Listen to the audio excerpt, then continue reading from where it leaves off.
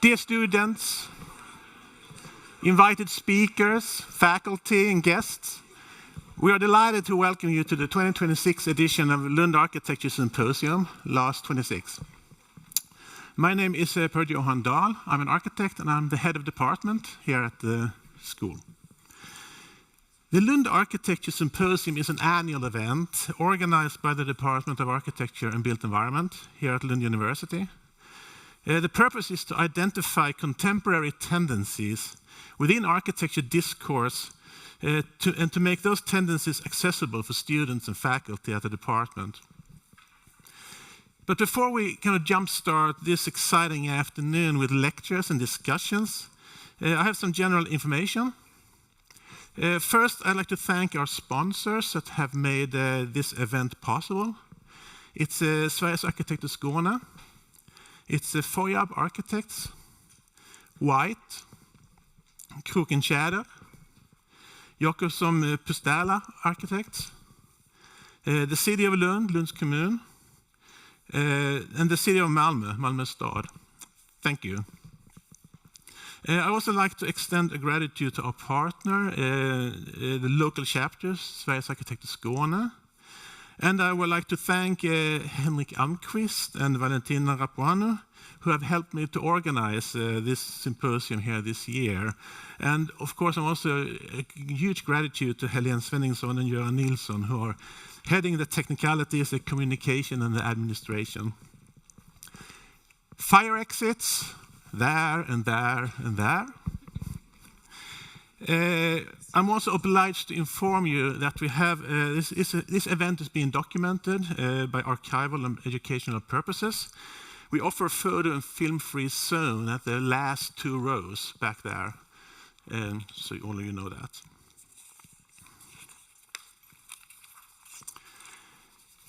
This year's LAS takes the dynamics between revive and destroy as an object of scrutiny to elaborate on the increasingly important role of the architect to mediate between restoration and removal in design and construction processes.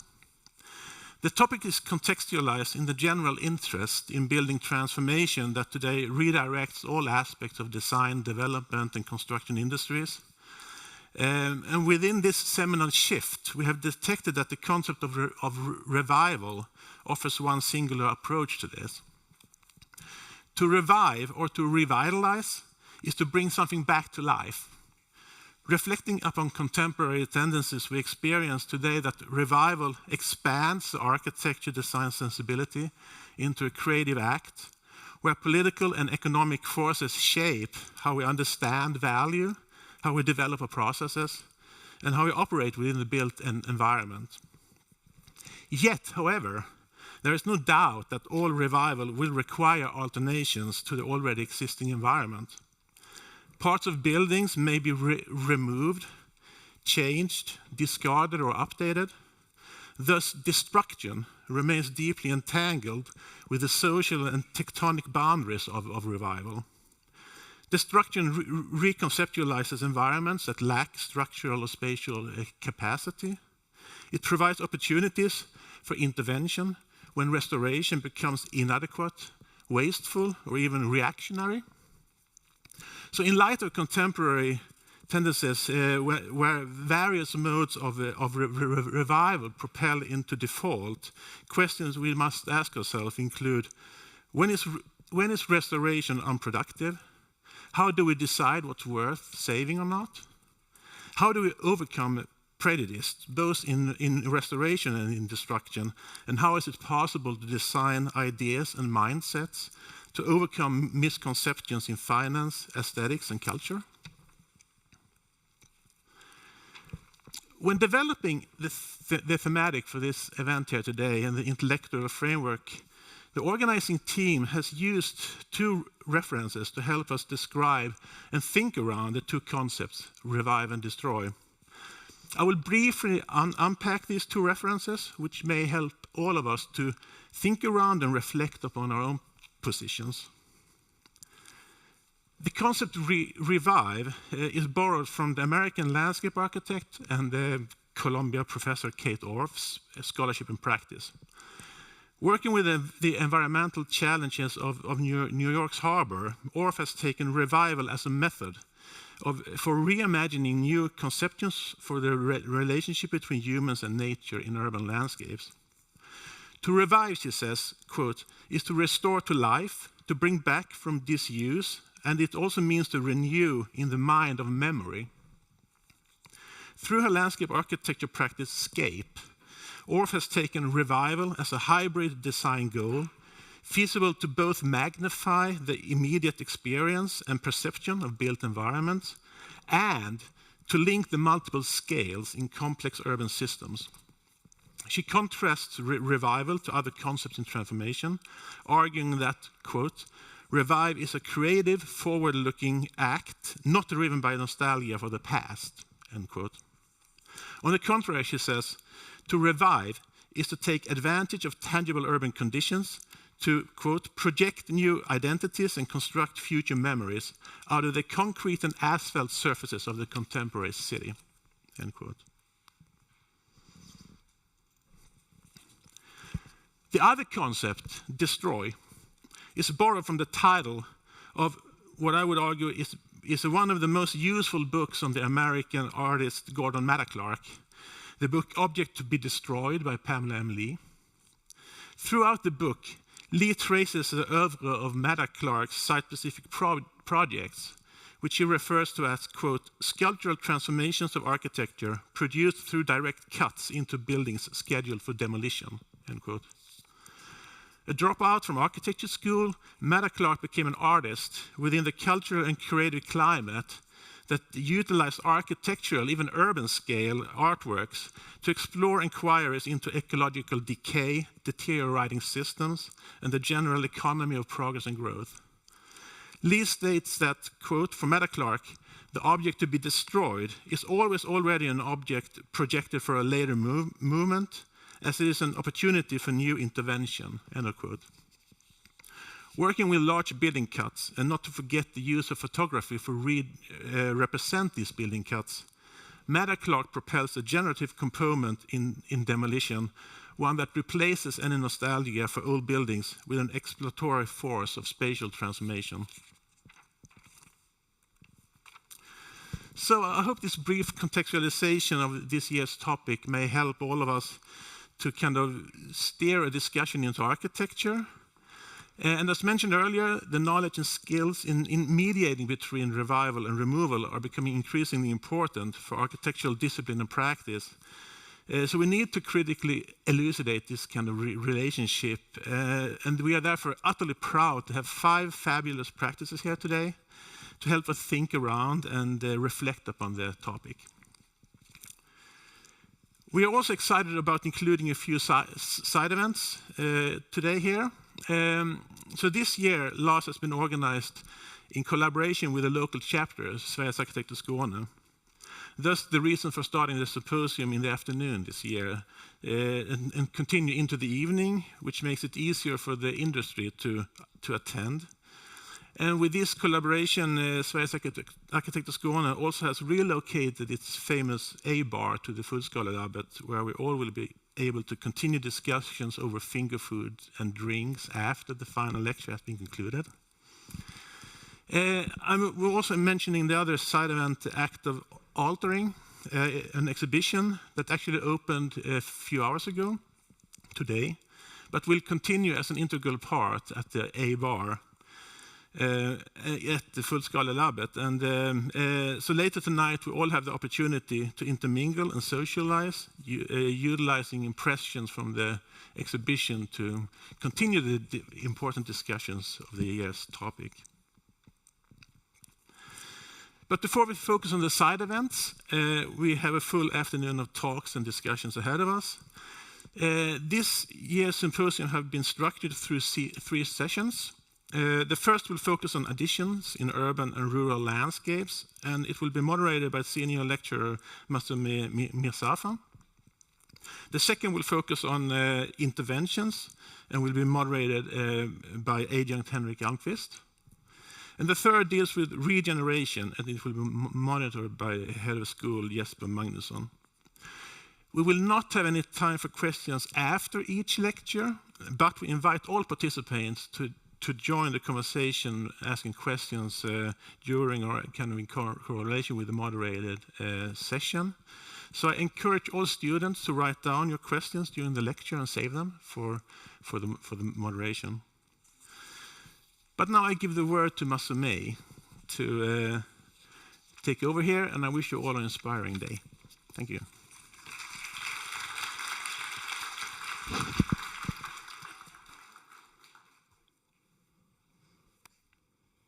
Hello and welcome to School of Architecture at Lund University.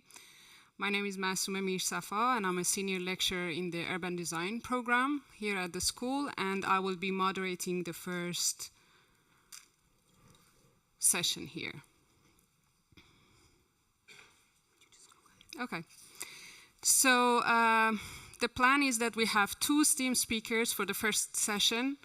I will briefly introduce each of them. They will do their presentation, and then after 2 presentations, we will have some time for discussions and questions and answers.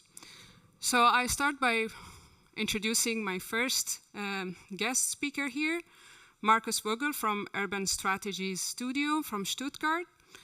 Markus is an architect and urban planner and has been partner in Urban Strategies Studio since 2020. He has been working as freelance for many years, and he has also worked independently as a partner at UTA Architects from 2014 to 2019. He has also been teaching in very internationally renowned universities such as TU Delft, Academy of Fine Arts in Vienna, University of Vienna, University of Innsbruck, and University of Stuttgart. Wow. From 2017 to 2022, he also had the Walter Gropius Chair at the University of Buenos Aires in Argentina. And since 2025, he's a full professor for architecture and urban design at the University of Arts Linz, and he's also directing the Institute of Urban Design. He's a recognized expert in urban development processes in South America, and his project Parque Educativo La Carcova in Buenos Aires, a collaboration of various public universities with a local NGO, received also a Latin American prize for educational projects. So I invite you here, I give you the floor, Markus, and we are looking forward to your presentation. Thank you.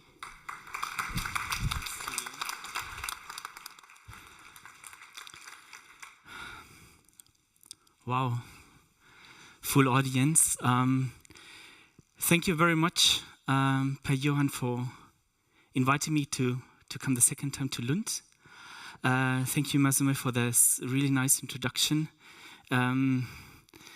Actually, the sun is shining, so I'm very happy that you're here. And but it would be also nice, let's say, just to sit outside in the grass and to discuss about what revive and destroy means. Thanks to Valentina for organizing the travel. Everything was really perfect. So I really feel really welcome here in Lund at the school. Well, what a title, Revive and Destroy. And yesterday during the dinner, we discussed a lot about this. And so it also made me think of how to be able to change. And because I think I can talk about the revive. I love the word and, I think, or the German und, which is impressive because it's much more than just a sum of something. So the und as a concept or the and as a concept might be interesting. And I said, okay, I will stop my presentation on certain concerns about the destroy and maybe also about the responsibility. So we are Studio Urban Strategies. My partner, Martina Baum, she would have loved to come here. And actually, it's quite strange to me because I will show, or the main part of my lecture will be a project that she started already in 2006. So compared to many architects, the work as the urban designer or as the guy that starts to accompany urban transformation processes, it takes your time. So the project I will show is now in 20 years of refurbishment, and I think that's worth to discuss. Out of that project, Martina, you see her here. She's head of the urban planning department at the University of Stuttgart.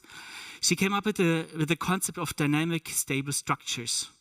That was also then together in her work with Kees Christiaans at the ETH, writing City as Loft as the book that was published 2012.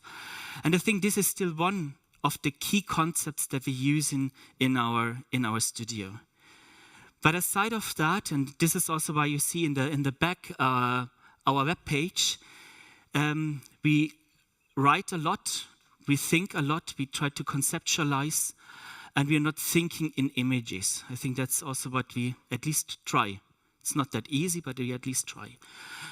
Around of the dynamic stable structures, there are certain other key concepts that we always try to address in our projects.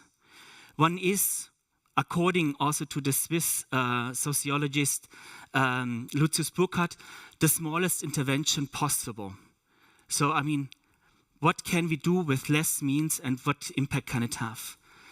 The certain is taking care about biodiversity, about cohabitation, of saying we are not the only ones that inhabit our planet. The third is, let's say, dealing with the functional modern planning of saying, okay, how can we rethink housing in an urban dimension? And recently, and you allow me to say that because of the concerns of political parties in Germany, the belief that we need strong public spaces also to debate about democracy. And I think that's also a concern that we have in our projects. And at least in academia, the repair and the care is a quite used by now. I think, let's say, most of the students heard already. We're using the Latin term reparare et curare because also that's the basis of how the studio somehow evolved. So talking about dynamic stable structures. First of all, if you work on the urban scale, the question of authorship. Who is the author? Actually, we are co-designing. There's a lot of colleagues from different disciplines. There are the municipalities, there are the politicians, there are the stakeholders, there are the local NGOs. They all contribute in the transformation of sites. And in that sense, the most important also in our way of teaching to get rid of the master plan, but really having strategies for transformation. This is an image borrowed from Martina and saying these are, I hope it works, yes. These are the conditions that we love to work in the urban scale. So the stable structure that allows for openness, not for flexibility, but for openness, but there needs to be a stimulating factor. So it needs architecture, it needs a spatial thinking if you're talking about transformation of existing neighborhoods. So after this introduction, I invite you to travel with me to Karlsruhe, which is in the southwestern part of Germany. It's the old abattoir, and it is a project, as said, we are working on that since 20 years. It's a small site, it's approximately 8 hectares. But what's very important is Karlsruhe is a university city, has Academy of Arts, etc., but the artists don't have a space. And there was a strong plead from this community of saying, guys, we need a place in the city, otherwise we're going to Berlin or to other cities. So there was already a kind of movement along a critical mass of people saying, we need a space in the city and please can you offer to us? For sure, the slaughterhouse was not in use anymore and it has a kind of very classical urban design. It has a couple of listed buildings. But actually, the most interesting was how can we make this place, the old abattoir, how can we transform it into a place for ideas and a place where a lot of different people just can meet, can interact, and can collaborate. The principles in the design stage of the competition was arguing that the wall is not that bad. So because the wall protects the artistic space, the productive space from the housing. because housing actually, like, you would gain more benefit. So the wall is not that bad because it protects. The second one is the sealed ground. Because of being an abattoir, actually the soil was completely polluted. But if you would dig out the soil, the territory would become really, really expensive. So in that sense, it wouldn't be the place for artists, for craftsmen, etc. anymore. It would be then an area for housing. So using the sealed ground as a concept for transformation actually allowed us to transform the area in a very, very cheap way. Looking at the urban typology, so we're working with the courtyards, and what we introduced just by seeing how the abattoir works, we introduced a so-called aura zone, which is a zone between 3 and 5 meters outside of the building that the people that work, they just can use. It's up to them how they negotiate the threshold between the public and the private. And talking about the year 2006, we kept the whole existing housing stock. So not just saying, okay, this is a listed building, we're going to keep and we throw the rest apart. No, saying we work with everything what we find. So in that sense, this was, at that time, Martina's research and finding the beauty also in these kind of small details of saying, this is worth to keep because it tells you something about the site. So 2006, CAD drawings were quite new, so it was really difficult to have this kind of color balance, etc. at that time. But seeing the sealed ground, seeing that there's just a little bit of green, because also the city of Karlsruhe didn't have any money, so we said, okay, we have to hand this over to the tenants and to the people that work there. But as there is so much green around, it might not matter somehow. In the model, you see, let's say, what is the existing, and then how, understanding the urban system, we would be able to add and to create a very interesting urban pattern. So from the beginning, it was always the old and the new, and the combination that is taking place on the sealed ground. So in the concept, and I think here you see why we gave up to participate in competitions, because in the classical urban design competition, you can't negotiate a transformation strategy, etc. But at that time we did, and so talking about the existing atmosphere, taking the wall that surrounds the 2 wings as something that is a really potential, using the sealed ground as a potential for being loud outside, for working, for doing concerts, for staging, etc. Organizing via the central backbone, so to say, the orientation and also the traffic, and then saying, okay, because there's so much green around, so please guys start to do by yourselves. So we give you some tools, but then just let it go.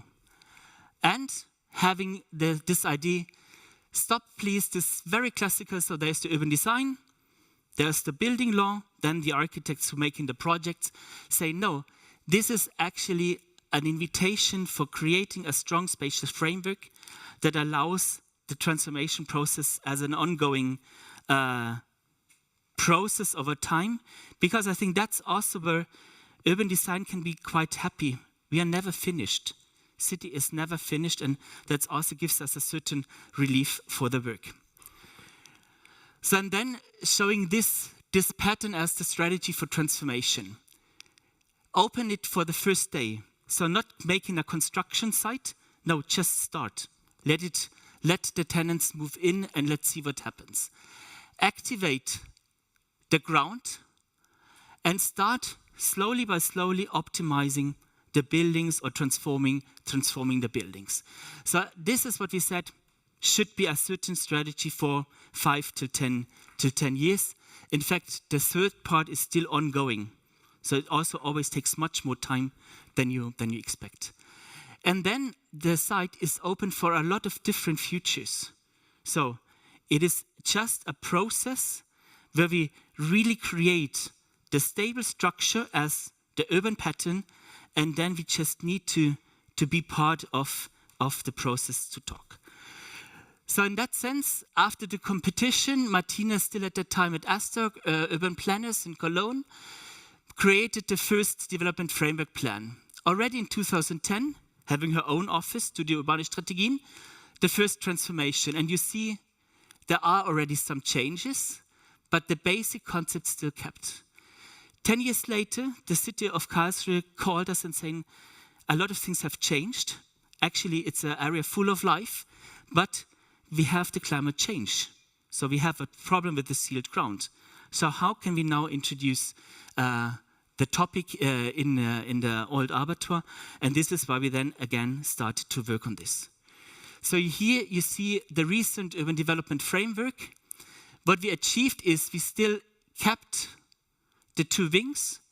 We having the sealed platform, but you see here, okay, it already starts that we dig into the ground, because after 20 years, the soil is quite okay, so we can open it. And now we can plant different trees, and also we can really start to connect. On the other, which was the main change actually, that over the last years, the tenants and the people that are working here every day transformed this meadow into a small park by themselves. But before, there was a building plot, so a lot of square meters to be built on. So we had to shift these square meters along the plan in order to say, so this is what we keep. But the strategy still fulfills that and makes it easy to adapt to. This is how the area looked like in 2006, and for sure there is this very big hall. This one wasn't able to be kept. But you see also that this was at that time still the slaughterhouse, but this was already the slaughterhouse for cars. And so this use was then taken out and opened for, let's say, really craftsmen and the creative people of Stuttgart. And this is the aerial photo by now. So you see some new buildings.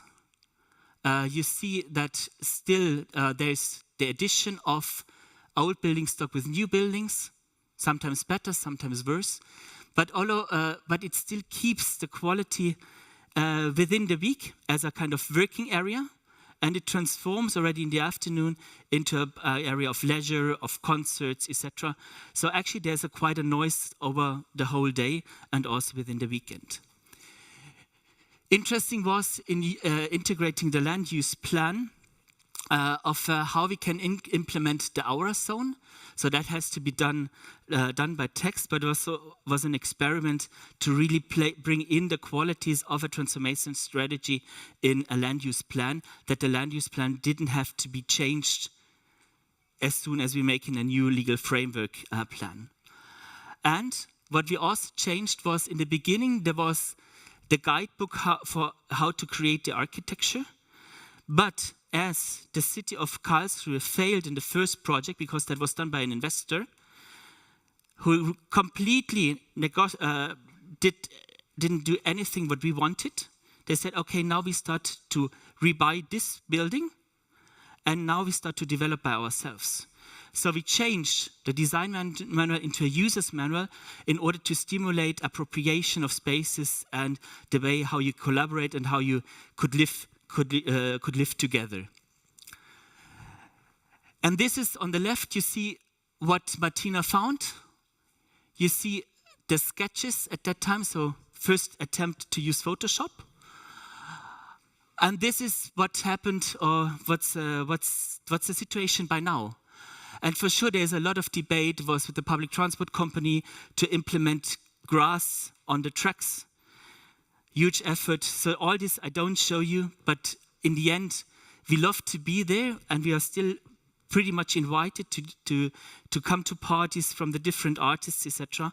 And I think that also started to establish our relation, and that we still feel like very, very positive about the project. So again, this was at the top how it looked like before, and this is the everyday basis. So behind there are a couple of social initiatives who really paying less rent because there are architectural firms that pay a higher rent. So it's also a kind of combination how to create actually a black zero financed model. So it doesn't have to take a profit because the area is owned by the city government, but it also shouldn't be a deficitary place, because then you would attract the right-wing parties to say, oh, we don't need the artists, blah, blah, blah. So the economical power works. This is how the public space looks like. So you see, let's see, that's the main restaurant, housing area in the north. But it really has a lot of different atmospheres. So there's not a kind of overall concept, but it's very, very specific. Also, where we added the trees, or where we added also the parking for the bicycles, etc. The hour zones, sometimes they work better, sometimes they work not that good, but there's a public piano, there's some of the craftsmen always working outside.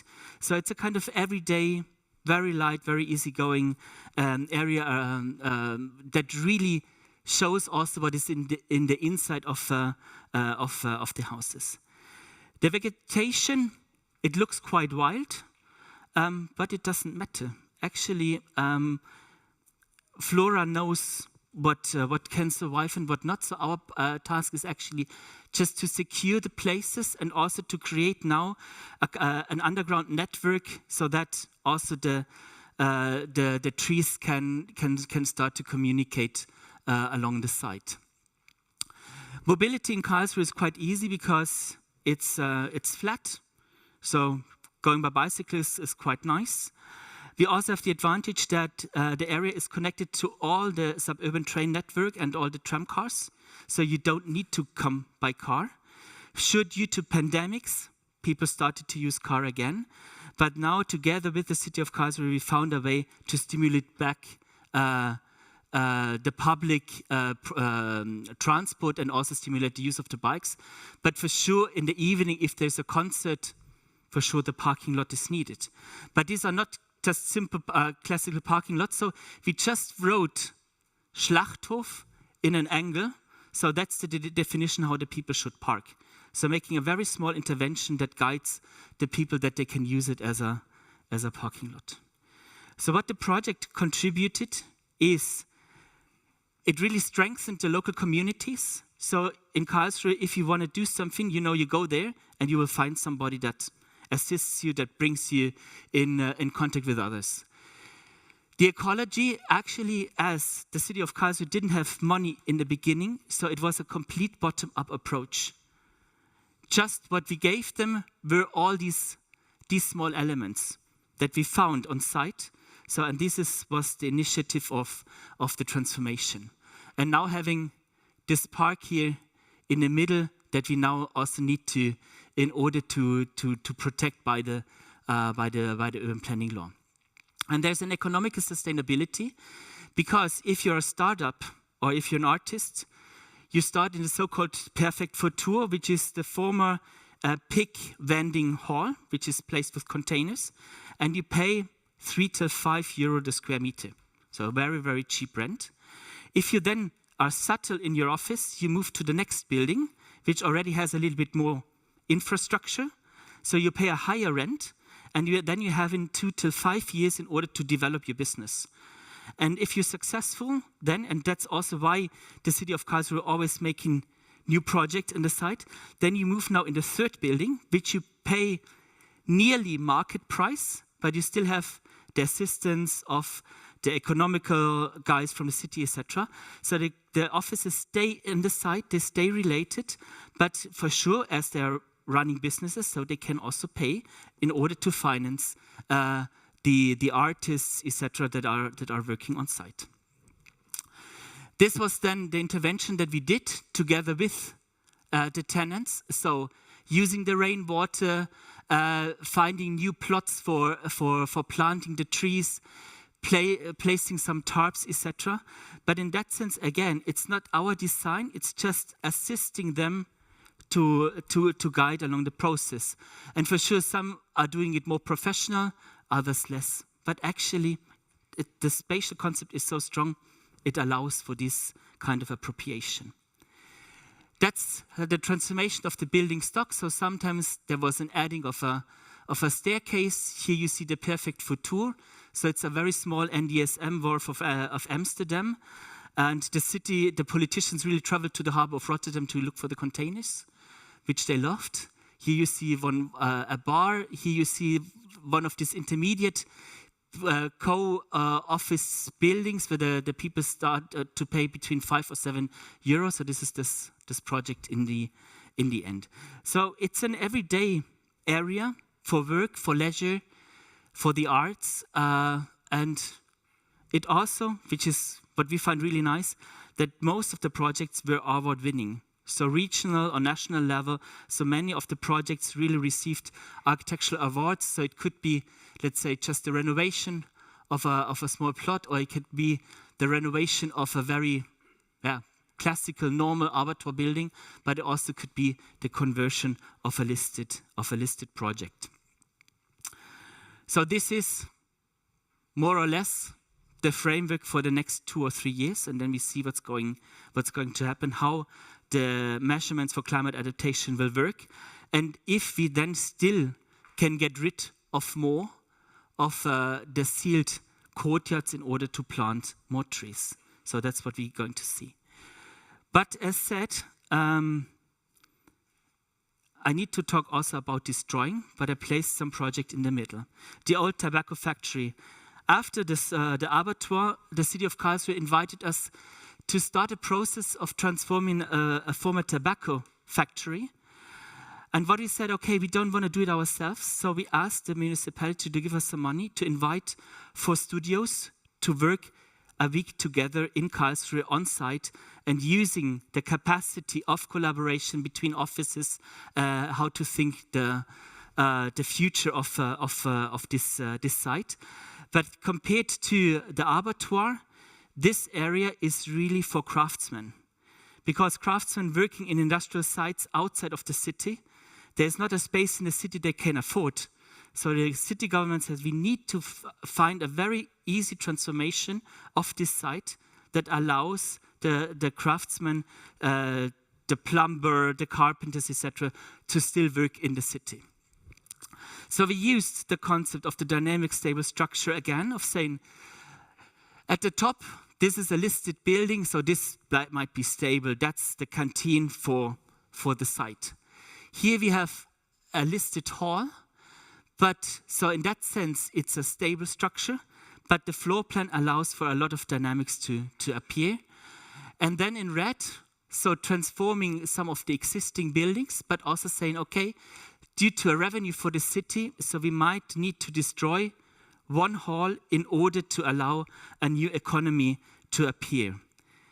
What we really destroyed on site up so far was 2 huts here in order to create that alley.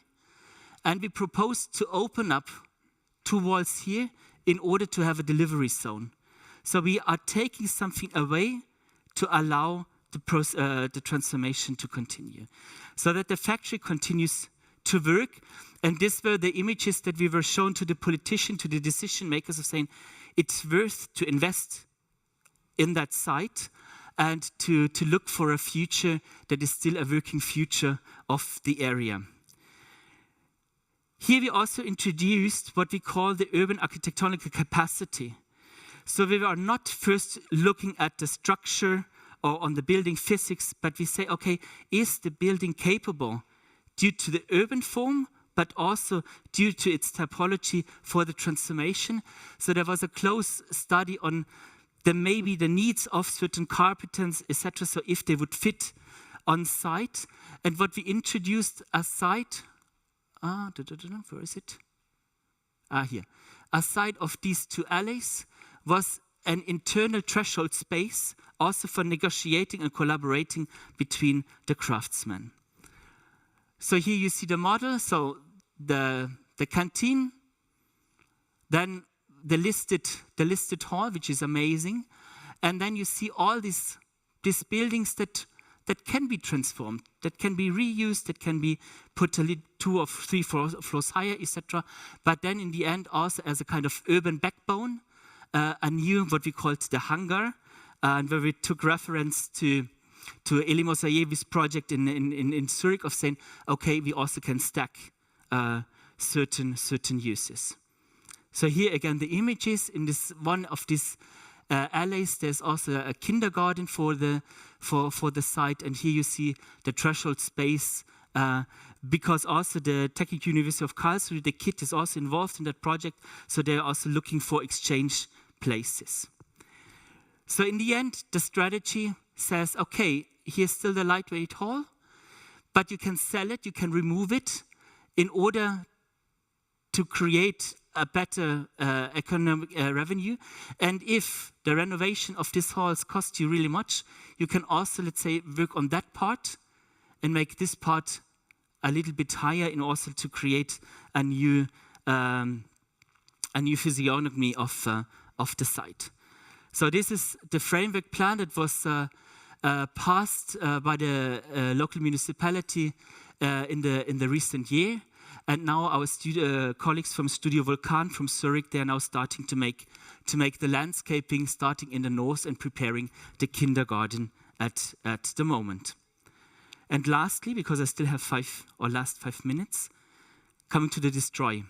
The former gas factory in Bern, that was nearly the last competition that we conducted. So this here is the patrimony of Bern, the inner city. This is the Aare River.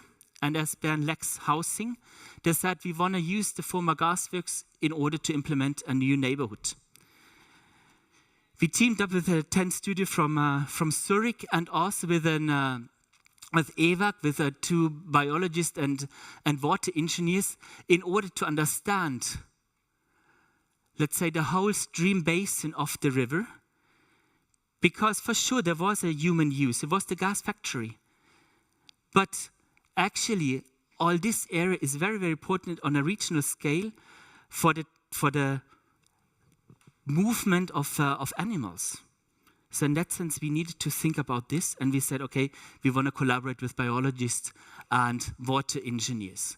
So this is the site. You see the former gasworks, and what we intended to do was, okay, we are continuing the history of the rail track, but it's now becoming a bridge. We use the spots that were also former industrial spots in order for the housing. So that was then especially the part of 10, a very young collective from Zurich, really interesting guys to collaborate. And then we said, okay, and all the rest we give back to the flora and to the fauna. But as it is polluted, so we will close up this part for the next 40 years. So we are not digging out the ground, placing it somewhere. So we use phytoremediation and saying, okay, in 40 years, it might be possible to use it again. So that was then, so to say, the concept. So there is an intervention of the human being. So we are destroying the river basin still, but we understand the need of the urban society of placing housing. But we also say we need the space for the flora and fauna, for the diversity of the species, of the different ecologies that are needed to create a good balance in the city. So in that sense, people can pass along, but the landscape actually goes through, and people are not allowed to enter the landscape. It was also trying to understand the different habitats and really understanding, okay, how can there be a kind of living together between the different species and us as human beings? And you see here very small on the side on these graphs. So actually it has a regional debate if you're talking about this river. So we created some ponds, and in that case, it took us also the role of the landscape architect as a studio. But was very interesting to collaborate with the biologists of saying, okay, what might be the need and how can we implement it into urban design? And here you see one of the remediation areas, and in the back, let's say the typologies of housing that 10 was introducing in the competition. We didn't win the competition. We were awarded with the 5th prize. There was one studio, Zalewski Kretz, that said we are refused to build, which I really appreciate, that they say, no, we're not doing anything. So we made a kind of compromise. But we were happy to be engaging in this debate and also saying, guys, let's talk seriously about the site and how can we deal in urban transformation in a different way. So these are my 3 examples of dynamic, stable structures. The stable about the stability of spaces that allow for a lot of different dynamics of the people, but also of the flora and fauna to really find and to really appropriate the spaces. In that sense, ending up, so the book of Martina, City as Loft from 2012, really thinking, okay, about adaptive reuse already starts in the urban scale and not just within the building, even if this is the debate at the moment, it's so important, but we should start in the urban scale. And then also talking about the radical publicness and democratic spaces with our recent book, the Täglich, the Everyday. And in that sense, thank you so much for your attention and looking forward for the debate and to all the presentations of my fellow colleagues. Thank you so much.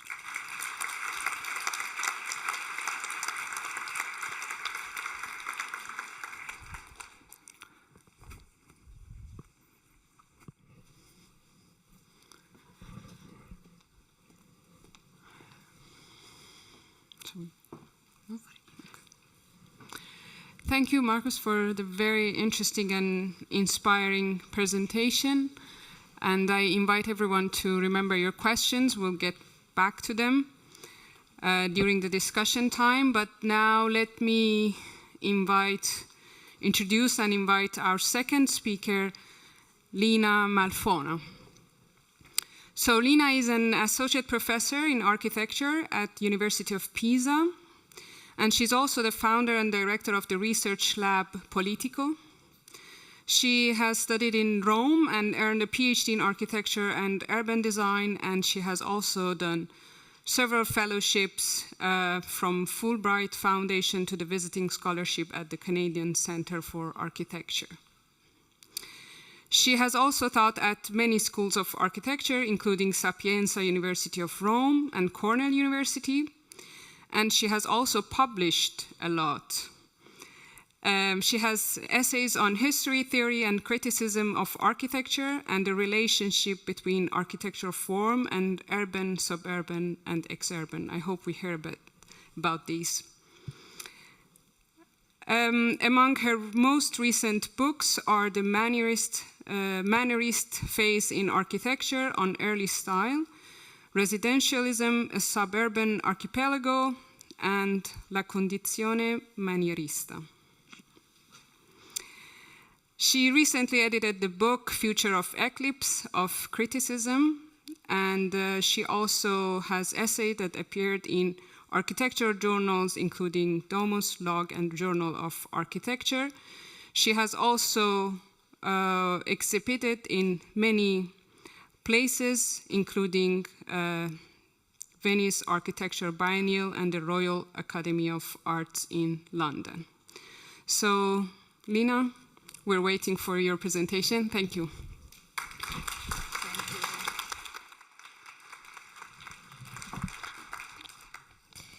So thank you very much for this, for your kind invitation here in Lund. For me, it's the first time here, so it's a real privilege to be to be here with you, and of course to be familiar with your academic environment.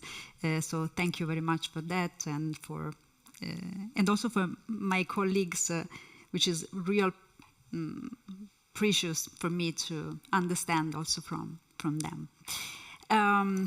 Well, I would start with the kind of provocative title, the home as a social infrastructure. But this topic, I think, that can summarize all my work in the countryside north of Rome.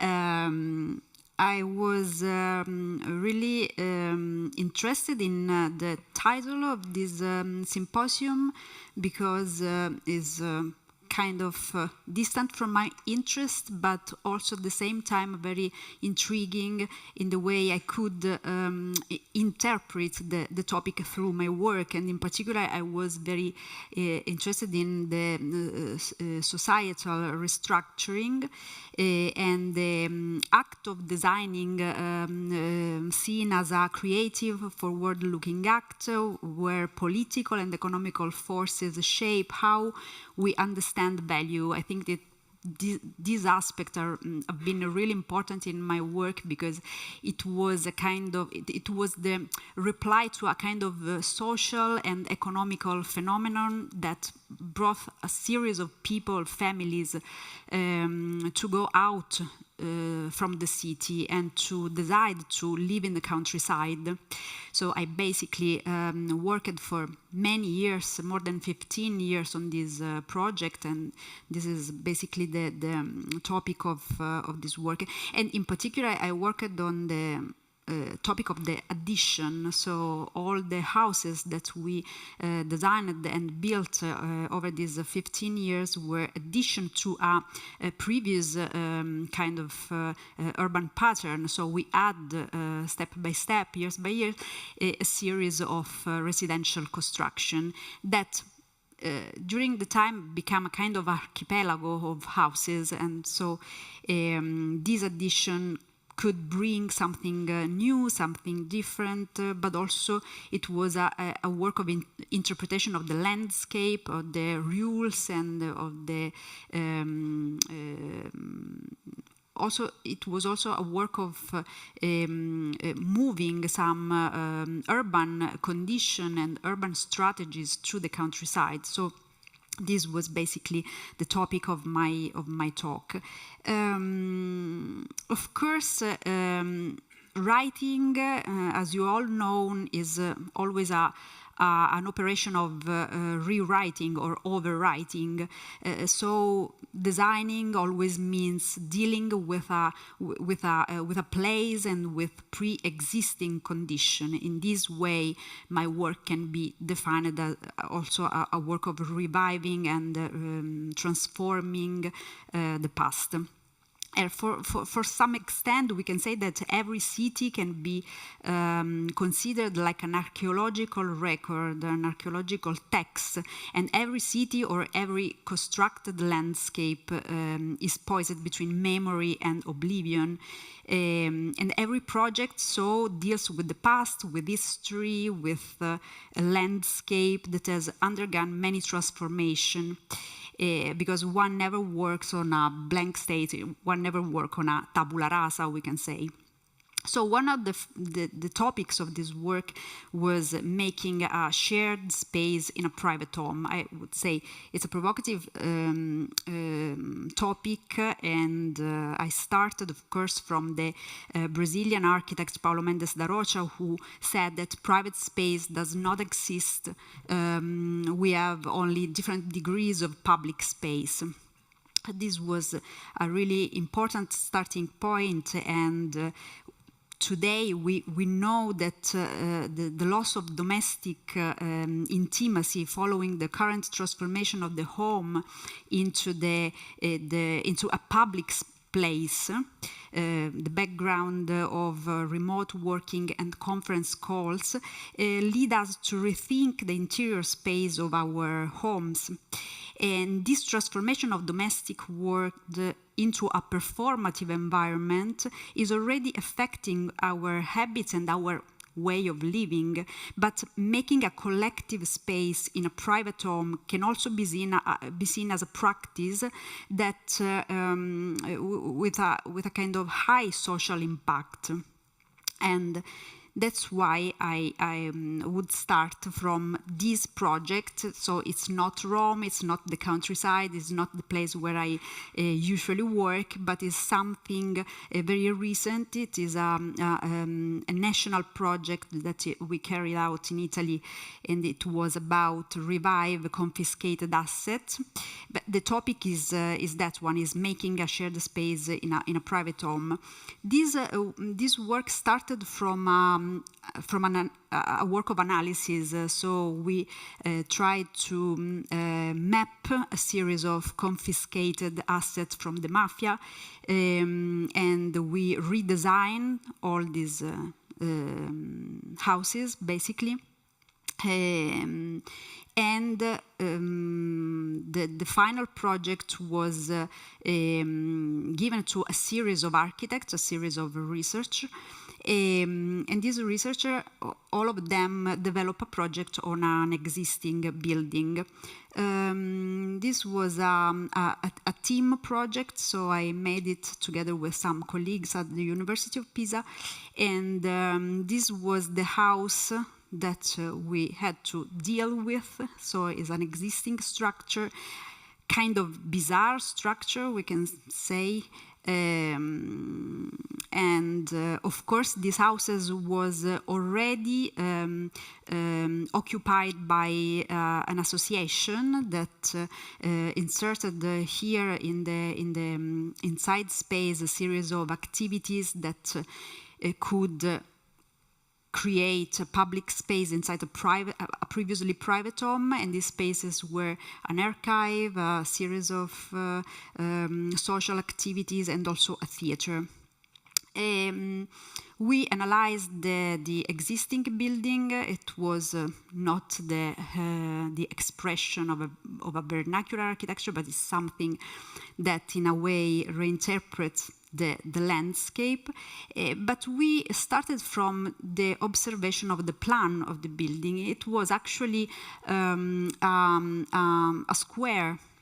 Strangely enough, it was a square, and so we decided to go toward this original project, this original geometrical form. And so the operation that we did is an operation of reduction. So we tried to go to the original square design of the house. We decided to give up to the very kind of odd roof, and so we redesigned the roof, but we actually keep the structure, so keep this original structure like a ruin, actually. And so all the project developed around this structure. So we, of course, give up to the shell, and we restore an original bunker, because this family has a bunker, of course, and we reshape this bunker. Is the place where they could be.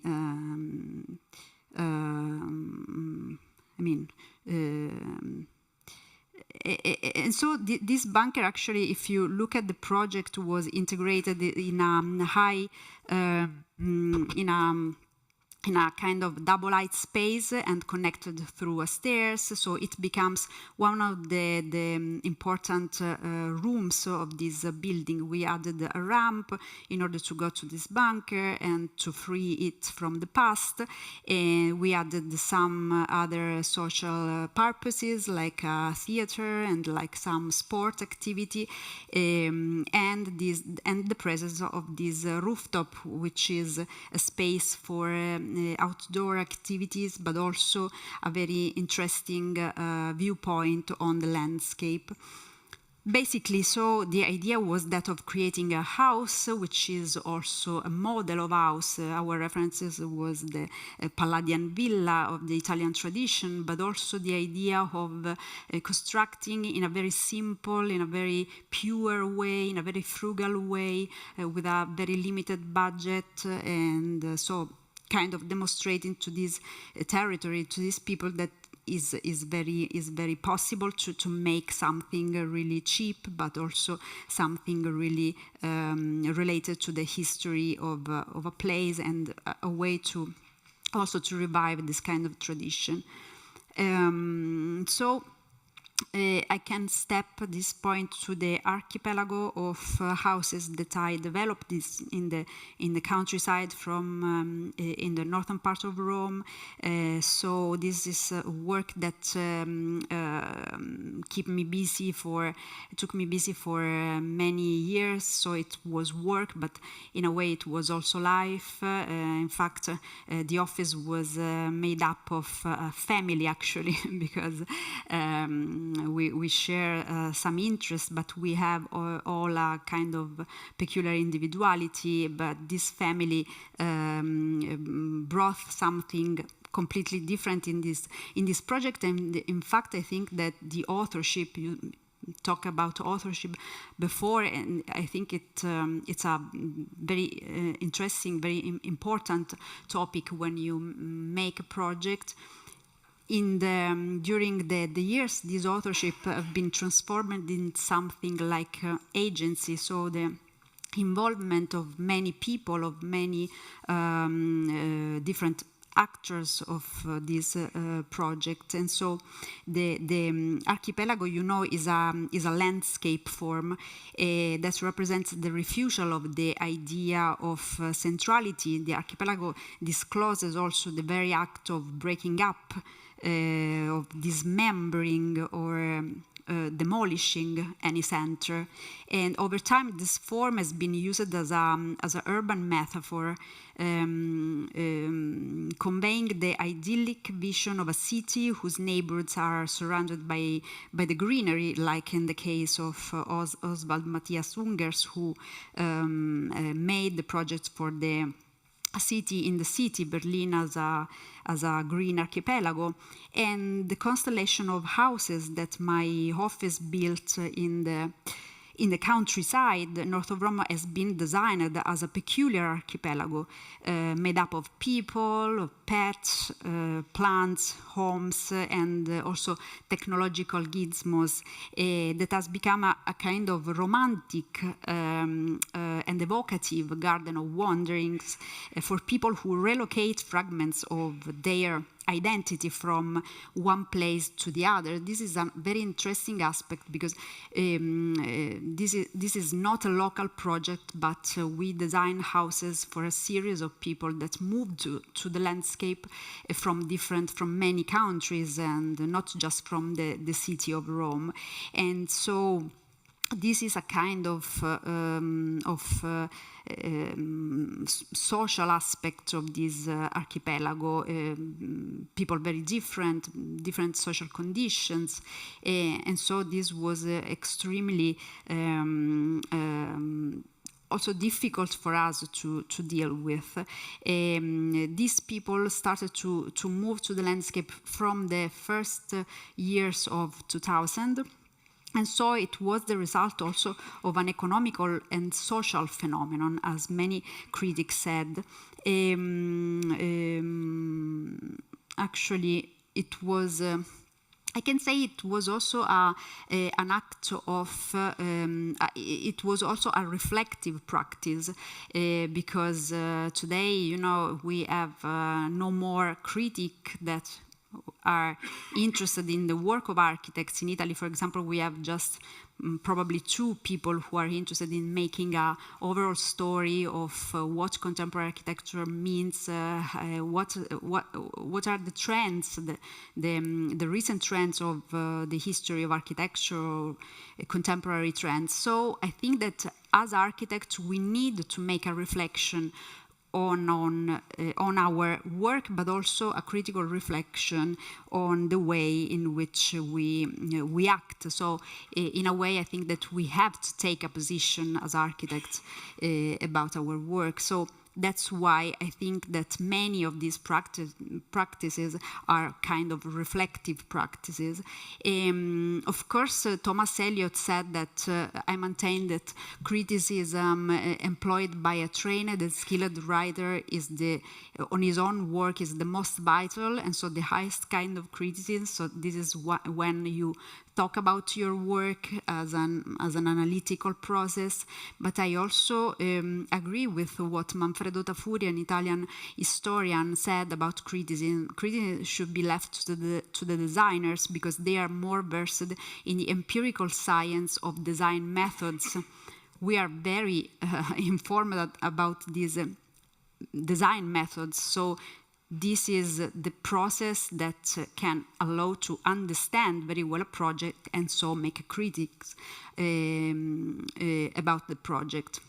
So that's where we work, the Campagna Romana, so the Roman countryside. Formello is the small town where we designed and built this project. Is in the northern part of Rome and is separated by the city of Rome from a huge park, which is called Parco di Veio, which is originally was an ancient city, an Etruscan city. So as you will see, this landscape was modeled by this ancient population. And this is the overall plan which framed some of the constructed buildings. And this is a frame made in 2019. So now, for example, you can see many other projects developing in this area. In particular, you can see here an overall vision of these houses and the importance of the relationship with the landscape, but also the importance of the way in which we communicate this project, very often through the instrument of the axon view, which I think is the more scientific way of explain a project and to analyze and describe a project.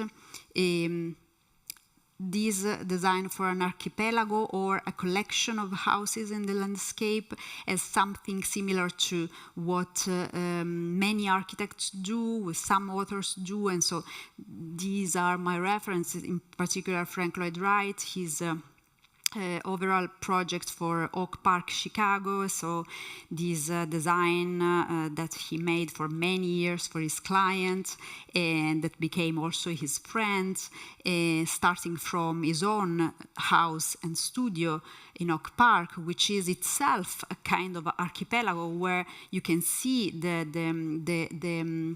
shape of each room through a particular shape of their roof, for example. So it's a way of make exterior what is the interior program of the house, and then on a kind of much more artistic way of doing the Glass House by Phil Johnson in New Canaan, in which the architect spent many years in designing his own house, so the glass box that you all know, but also a series of pavilions. And this dimension also of the pavilion was very important for us because we conceive these houses like residential pavilions, so the dimension of the house is very important, and the way in which these pavilions deal with the landscape. Again, Philip Johnson and this building, hosting his sculpture or his collection of drawings, and finally this kind of folly architecture, which is the pavilion on the lake. And again, another reference, this is Luigi Snozzi, who constructed a series of buildings in Monte Carasso, Ticino, so very close to each other. And this was also a reference because of the strategy that Luigi Snozzi used to make this building. In particular, you can understand his end, no? Because all this building deal with the same way of doing architecture, making form, making shape of the building. And so he started to make a major house and a bank, a school, but what is very fine, I think, in his work is the starting point, because he started by reversing an answer in the sense that the municipality of Monte Carasso asked him to design a school, but this school had to be located close to a highway, and he refused to design a school close to the highway. He said, no, I wanted to design a school, but this school needs to become the center of this community, needs to become a kind of social structure for this community. And so he reversed the question, and he designed this beautiful school inside a convent, inside a monastery, and he also questioned the rules of this municipality, and in particular he said that nobody has to criticize or to criticize the architectural language, no, and many other. He pointed out on 7 points for his project in Monte Carasso. So the topic of the social infrastructure, I usually use this image because it's a very iconic image in which a church is contained into a building used to be a residence, no? And this is in Pisa. It's the incorporation of a sacred space inside a building, but this is not new, probably for you. Of course, in the past, the suburban villa was the place to cultivate leisure and hobbies, and you can find the productive house, but you can also find the urban villa, and they all share the same kind of aspects. In particular, some urban villas like this one in Pompeii, you can see in white the villa itself, and you can see here in gray the social purposes on the edge of the insula, and these are shops. So this very close dimension of the private dimension and the public one. And even today, the single family house, and here I arrived to my project. A single family home in the exurbs of the city can host social and recreational activities related to hobbies, to passions, and to work. No, so really related to the job of the client, and not only for them. I mean, not only for the owners, but also for any other people who lives in the neighborhood and who want to share these activities. So this was the aim of this project. So thanks to this dual program, the houses built in Formello have been transformed over time into social infrastructure in an area where services were rather limited. Here, for example, in this house, the clients really like to cook outside, and so this is an outside kitchen that becomes a kind of social space, as well as in this house the living room became a nursery, and in this other house they had this okay, I was moving with the mouse. Yeah, and so in this house some rooms are devoted to this rental activity. Here, nursery. Yeah, unfortunately, the gray is not so visible. Yeah, so you cannot understand what is on my screen.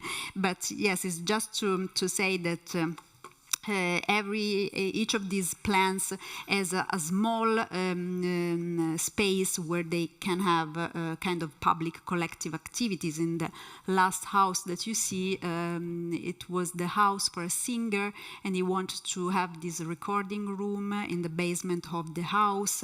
In this other one, for example, the space of the living room was actually a working space. Yeah, maybe it's yeah, this is probably much more clear. So in this house, this small block contained in the house was the location of these shared activities. And here a drawing that can show how each of these houses has a specific activity. Of course, it's a provocation also, even in this case. You can find a concert home and a B&B home, a nursery home, so all the activities that can revive these suburbs, these sleepy suburbs in some ways.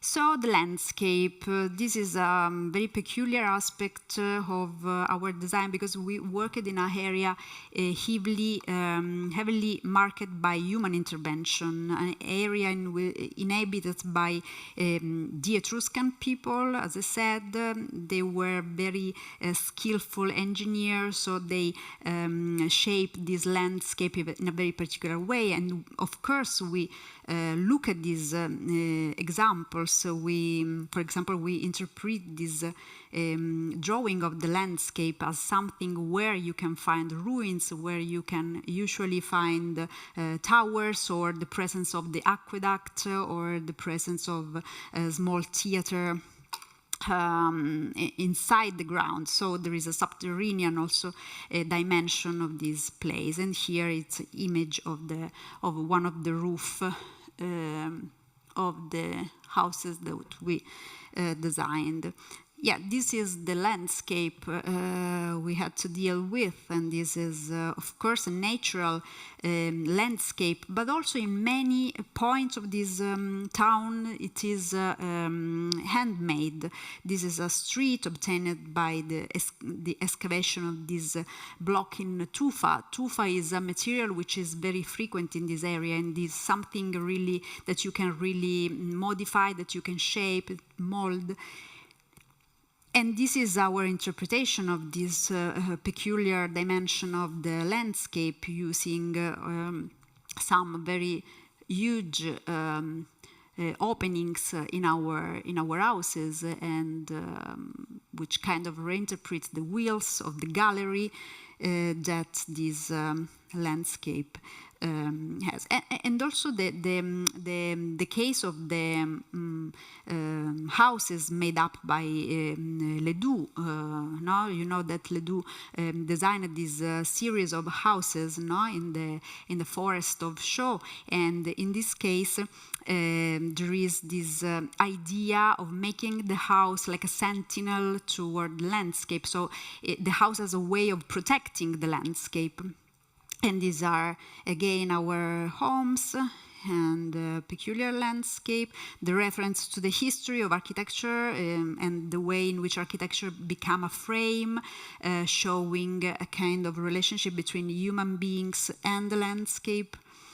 And again, the frame and the use of the porch, the portico of our tradition. These are these houses, and these are how they frame this landscape, and they became kind of a structure that fixed structure that frame the continuous changing of the landscape, as Aldo Rossi conceived this idea of architecture. But there is also another landscape. In fact, around 1970, rural land was converted into building land. So a revenues race for build 100 of isolated buildings and villas began, visibly altering this perception of the rural landscape, now largely lost. And today this territory appears as disseminated by this kind of scattered residential fabric, and the new building originated from speculative operation addressed by rapacious builders in many cases, have visibly altered the ancient landscape and the tradition of rural houses and poderi. So this new construction, which dates back 1970s, around 1970, have also trivialized some features of the vernacular building to the use of strange chimney or pastel-colored plasters or false ashlar. Yeah, like in this case in which people need to identify their portion of the house. So this is something extremely related to the use of property, in these places. But what we had to do with this tradition, of course, we wanted to study it. So because there is an heroic landscape, but there is also something like this kind of vernacular landscape. So what we did in a series of years, we brought students actually from many schools to made workshop in this countryside, and they analyze all these buildings and try to define which elements compose this building. So as Durand made in his Précises on l'architecture, they redesigned these houses looking at some elements like the porch in this case, so the portico of our tradition. And of course, our houses look at this tradition and look at this ancient building, kind of reinterpreting them. This is a viewpoint of a small pavilion toward the landscape, and this is a house made for a builder of galleries and tunnels. So it has kind of shape related to the job of this client. And this is how this pavilion is related to the house itself, like an appendage of the house, but also the references to the small windows that characterize this building in the center of the town, in the center of Formello. The colors, the use of different colors. This is another house, the blue house. This is the entrance side, and this is the house itself and the relationship between the living room and the loggia. The loggia is also another archetype deriving from Italian tradition. Of course, we look at the Villa Farnesina by Baldassare Peruzzi and this concept of the loggia, and so we try to reinterpret the loggia through in this way, in a very simple and geometrical way. And the adaptive reuse of that you can see in a particular construction that we made in Formello, it was probably one of the few cases in which we had to deal with an existing building. This was a kind of theoretical project for this house called the Slot House. Basically, the idea is to create a cover, a roof, and then you can put inside, behind this roof, a kind of places, a kind of rooms that can be created in many years. And the occasion was the presence of this shed that we decided to keep, so to build around it a kind of frame, so a kind of extension through a roof. And so we guided this project that was a very long process because this house has 2 extensions. So we basically started from the original shed and we had this framework around it. But the idea was to make this building very homogeneous, so you cannot see the ancient roof of the house. You can just have a view of the roof from a huge opening that you can find in the new roof. So these are the different phases of this project, and through the axon view, which show very synthetically but very simply the process, you can see the first extension and then the second extension of the house and the field during the first extension, and then the original roof of this shed emerging just from some view, just approaching the house. And this is the last one. I should have another project, but I'm out of time, so I can just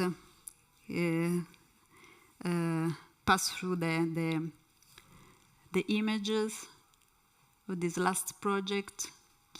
Skipping all the references and going to this to the last project in which we demolished a previous shed just because we made a landscape project. So we redesigned this landscape, and the shed was located on the level of the streets while we occupy all the landscape. So we recall the previous shed through the roof of the second floor, which is the place where this shed was located.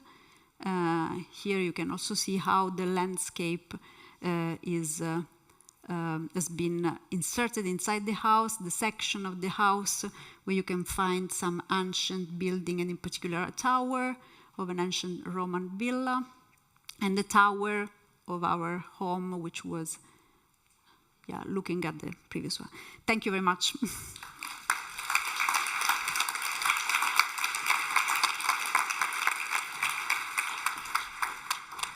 In realtà saliamo.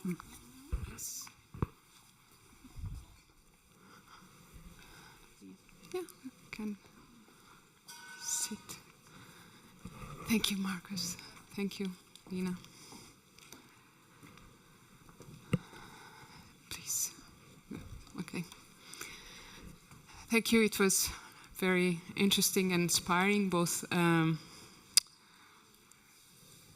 presentations. I imagine there are also some questions among the audience. I believe we have also the microphone, so if you have a question, raise your hand and my colleagues will bring you the mic. We have already one question. Yeah.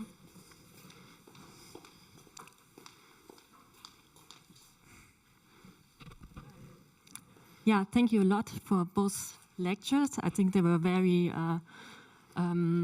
almost contradictory. On one hand, on an urban level or urban strategies, and then those single-family houses in a way. I might see things a bit differently to your approach, or I was wondering. I think nowadays we have the tendency, because of several restrictions or also economical crises, doing maybe the maximum with little impact. I think that's a certain tendency within the last years. And now we see here almost houses for oligarchs in landscapes. And I just say it out, maybe in a provocative way, but you spoke about archipelago concepts or archipelago landscapes within your projects. And it reminded me to a statement I have heard by Luigi Snozzi many years back, like 10 years back at the ETH in Zurich. He gave a lecture making the statement, architecture is ein Dreck, which means actually every impact we do on the landscape is an act of demolishing. And I see here, projects doing maximum with maximum. So what is the role for you as a critical architect taking place in these commissions? That's one question to me. Although I already I understand the formatical approach, or the approach of dealing with form, where it comes from, doing these loggias, or I saw enfilade, I saw it, I saw a concept, spatial concepts, but the question is more on the critical point of how the architect's role is in your work. Okay. The other question is for Lina, or? I have a very short question. Okay, so then we maybe respond. Yeah. Okay. To you. Yeah, thank you for your question. Thank you for your attention. Yes, this of course it's a project that has 20 years to be developed. So we started in 2006 by designing the first houses for some clients. Actually, my first client was a Swedish fashion designer. So we started with commissions by clients, and this take many years to define the design project process and then to build these houses. Each of these houses took 5, 6, 7 years to be developed. So we had to deal with budget, of course, with this economic kind of requests, no? And with a budget which was not so high, so we had to think about some strategies to lower the budget and to lower the construction cost. And so basically we designed some kind of apartments in the countryside. So the dimension of these houses is not so huge. It's not like the typical villa of the Italian tradition. No? They are buildings of not so huge, not so large, and in particular they are located in some very small areas. On the contrary, the definition of the Italian villa was the building surrounded by a huge kind of garden, because only in that case you can define the villa, the typology of the villa. In this case, we defined this house, and this house have been defined as a residential pavilion due their dimension. And the first operation that we have to do is to think about some strategy to lower the cost of the buildings. And so you can see houses that has the same cost of houses that you can find, that you can buy in the suburbs of Rome. These are in the exurbs, and they have the same cost because we never used kind of high cost materials. For example, we try to use always plaster, so the structure is extremely simple. We just cover with plaster this house, and so the construction is very vernacular. No, we didn't invent some kind of iron structure because of the cost. So we usually had to deal with the budget. Yes, of course, the risk of a kind of design practice is that you have an idea of a city very disseminated, no, in the countryside, so you consume a lot of land. This was what many family wanted, what many family envisioned for their future and for the future of their children, because living in the city can be very frustrating, even in the case of Rome, because sometimes you have to choose if living in the suburbs with very dangerous condition or living in the exurbs where you can find houses of the same cost, no? And so the choice of many of these families, even if they have many problems of isolation, of problems of commuting, sometimes going from this town to the city of Rome you can spend like 2 hours, no? Given to, but they wanted to have this challenge on this risk because they want a different kind of life for their children. So, yeah, I mean, I would spend many other words about this project, but yeah, this is. Thank you. Thank you. Yeah. Maybe one short comment also. I was very intrigued by this quote by Mendes de Rocha, that you said there are only several degrees of public spaces. And then you were showing these designs of these houses in Formello. And then you were showing also this idea that each house has a kind of like a room that is dedicated to be public. Mm. I found this somehow very interesting. I think it would have been so strong that you really show us how there is somehow an event like that happening.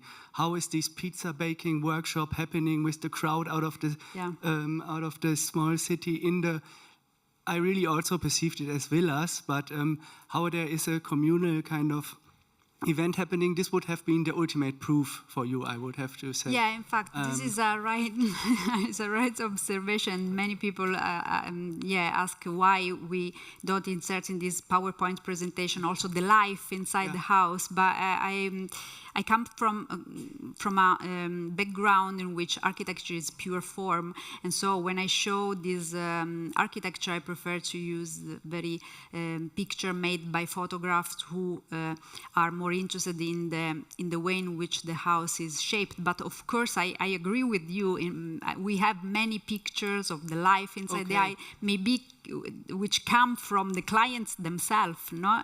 But fantastic. Just because I prefer to have this pure form, pure version of this. Okay, this is okay. This seems to be a very, let's say, artistic kind of mindset, because it's somehow not productive for how you are somehow explaining the whole narrative. But it's a way of representation. It's totally fine. I have one question for Markus, because I'm absolutely intrigued by this word, dynamic, stable structures. And I totally immediately had to think about this idea in the Belgium context about the establishing of the term intelligent ruins. I think they are trying to somehow communicate the same approach of typology, let's say. And I'm just out of curiosity, when was this kind of term more or less invented in your realm, kind of that you say, oh, this is a term that we want to use now? Because I think it's very accurate, and I simply love it, I have to say. Well, in fact, let's say the inventor, she's not here. It was Martina in the Slaughterhouse project in Karlsruhe. So I would say it's 2008 till 2010, and was then also the base for the collaboration with Case in Cities Loft. Thank you. Do we have any other questions from the audience?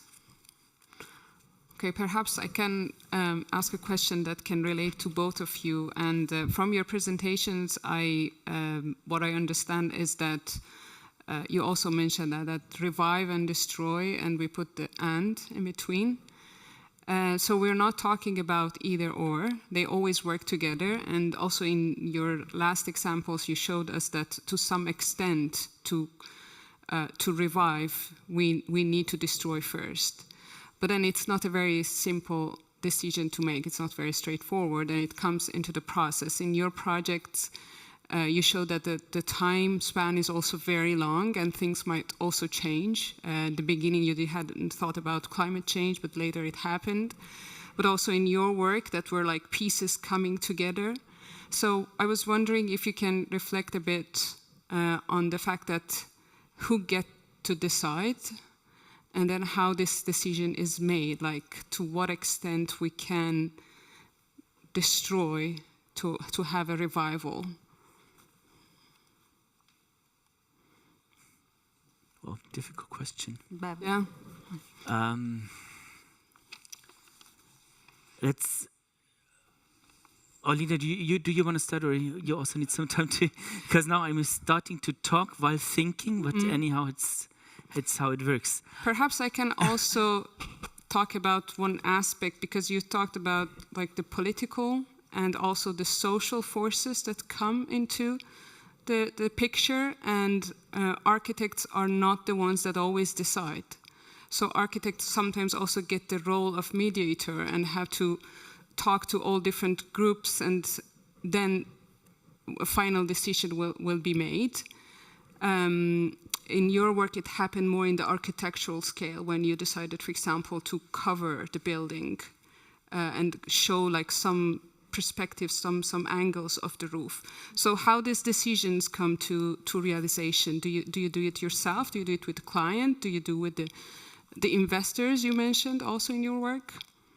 I mean, it's in our scale. As said, there are so many stakeholders, so many people that have a certain, let's say, concern or a certain point to make.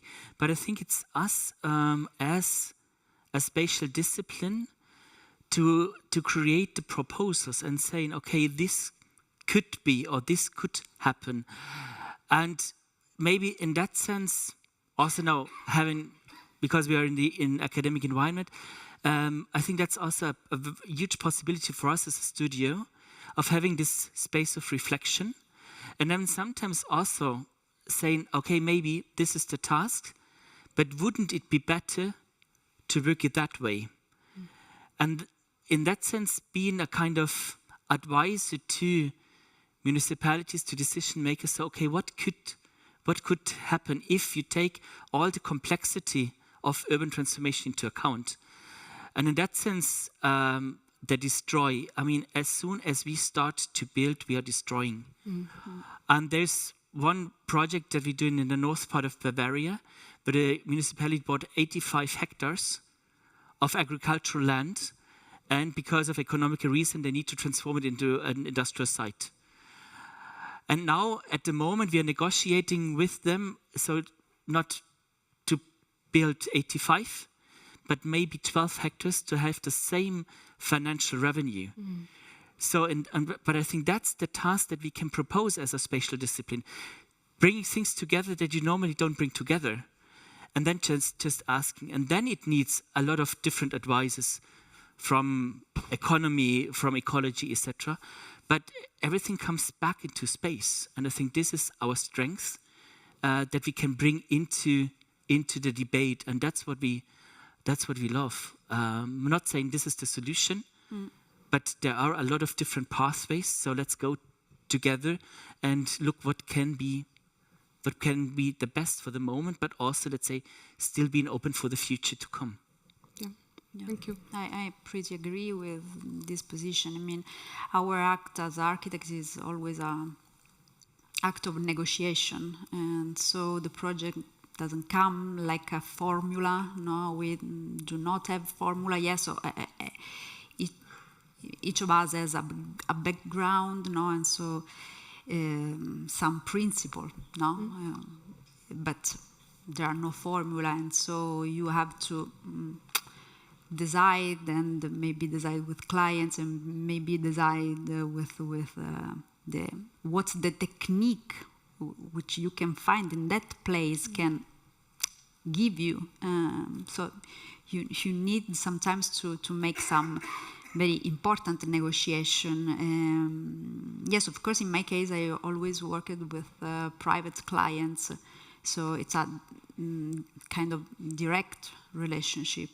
But yes, of course, it's also something related to your authorship, and if you are able to negotiate this authorship and also to transform over time this authorship, because sometimes if I look at the past and see maybe some structure that I designed many years ago, I would probably have changed some path. So and also how this office is evolving, because from 2019 I kind of take a little bit the distance from the office because I'm mostly working in the school, and so, for example, other people came to be part of this office, and so the authorship modify a little bit its path, no? And it's very interesting. As I said before, I have a specific background that don't allow me, no, in making some particular choices, but sometimes it would be also useful to listen from the clients, and so what they can say, if they live well in these houses, what's their relation, their feeling, you know, because it's very emotional, the way in which we design these spaces. Some of these houses, for example, have been already sold, so many people moved from these houses to other people came, so it's a very vital environment, and yeah, it's completely transforming. Yeah. Okay. Thank you. I think we have come to the end of the first session. If there is no other question, or if there is, we can of course continue in the break. Otherwise, I thank you again for the very interesting presentations, and perhaps we can move on to the coffee break now. Yeah, thank you. Okay.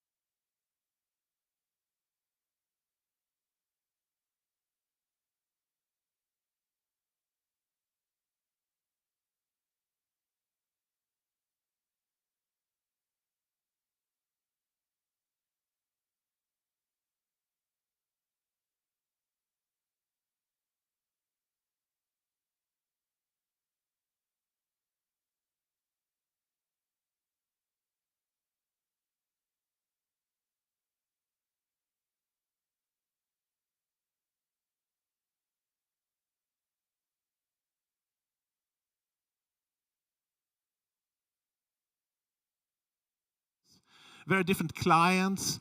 And it's opened up, I think, a variety of viewpoints that I think is exactly what we want in this symposium here. So I'm very, very grateful, and I'm very excited about our next two presenters here. The next session will cover slightly different aspects of this year's topic. We will continue to explore the thematic, but shift from additions to interventions. And the session will be guided by Henrik Almqvist, architect and adjunct here. So I give the word to Henrik, and I wish you all a fabulous second session here today.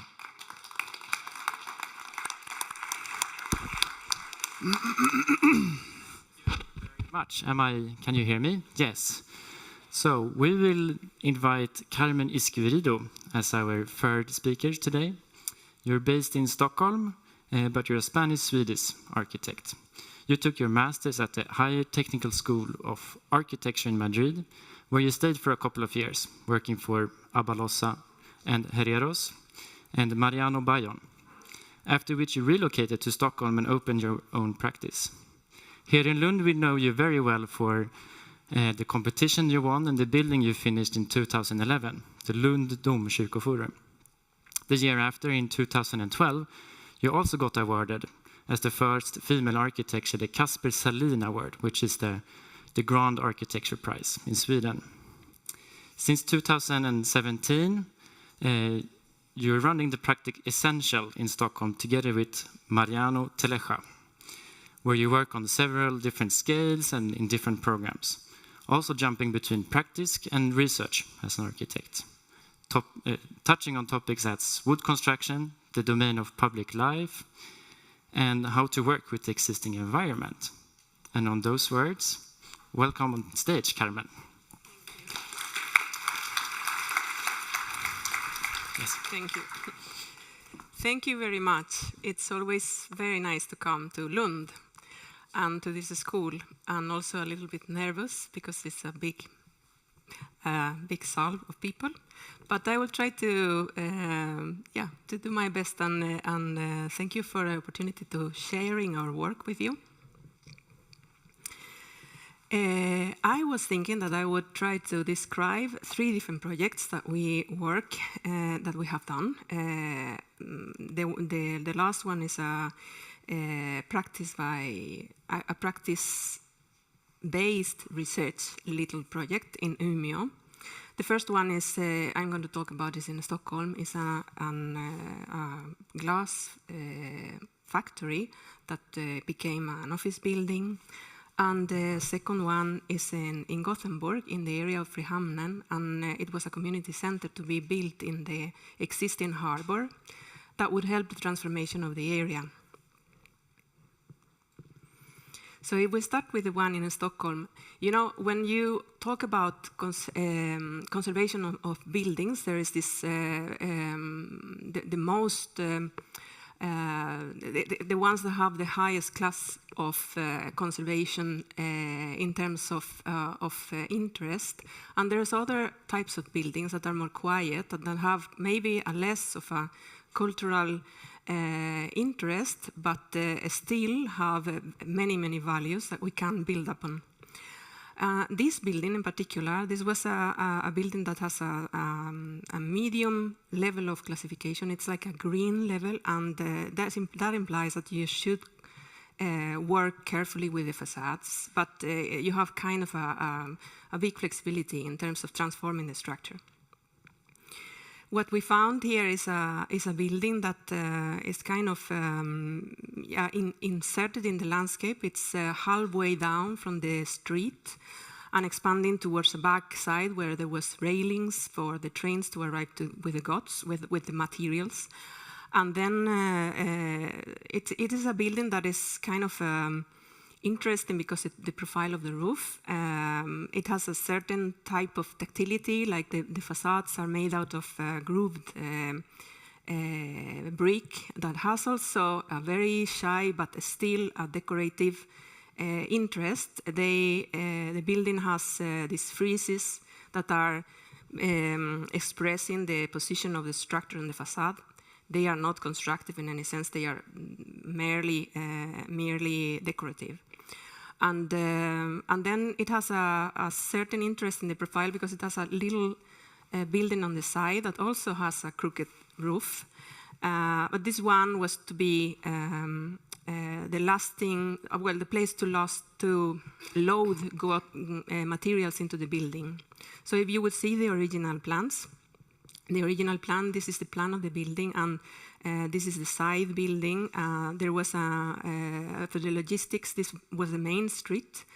Their entrance was kind of directly into the staircase, and another staircase in this point. And so the material would arrive with the train in this, get downloaded here and up in the building this way.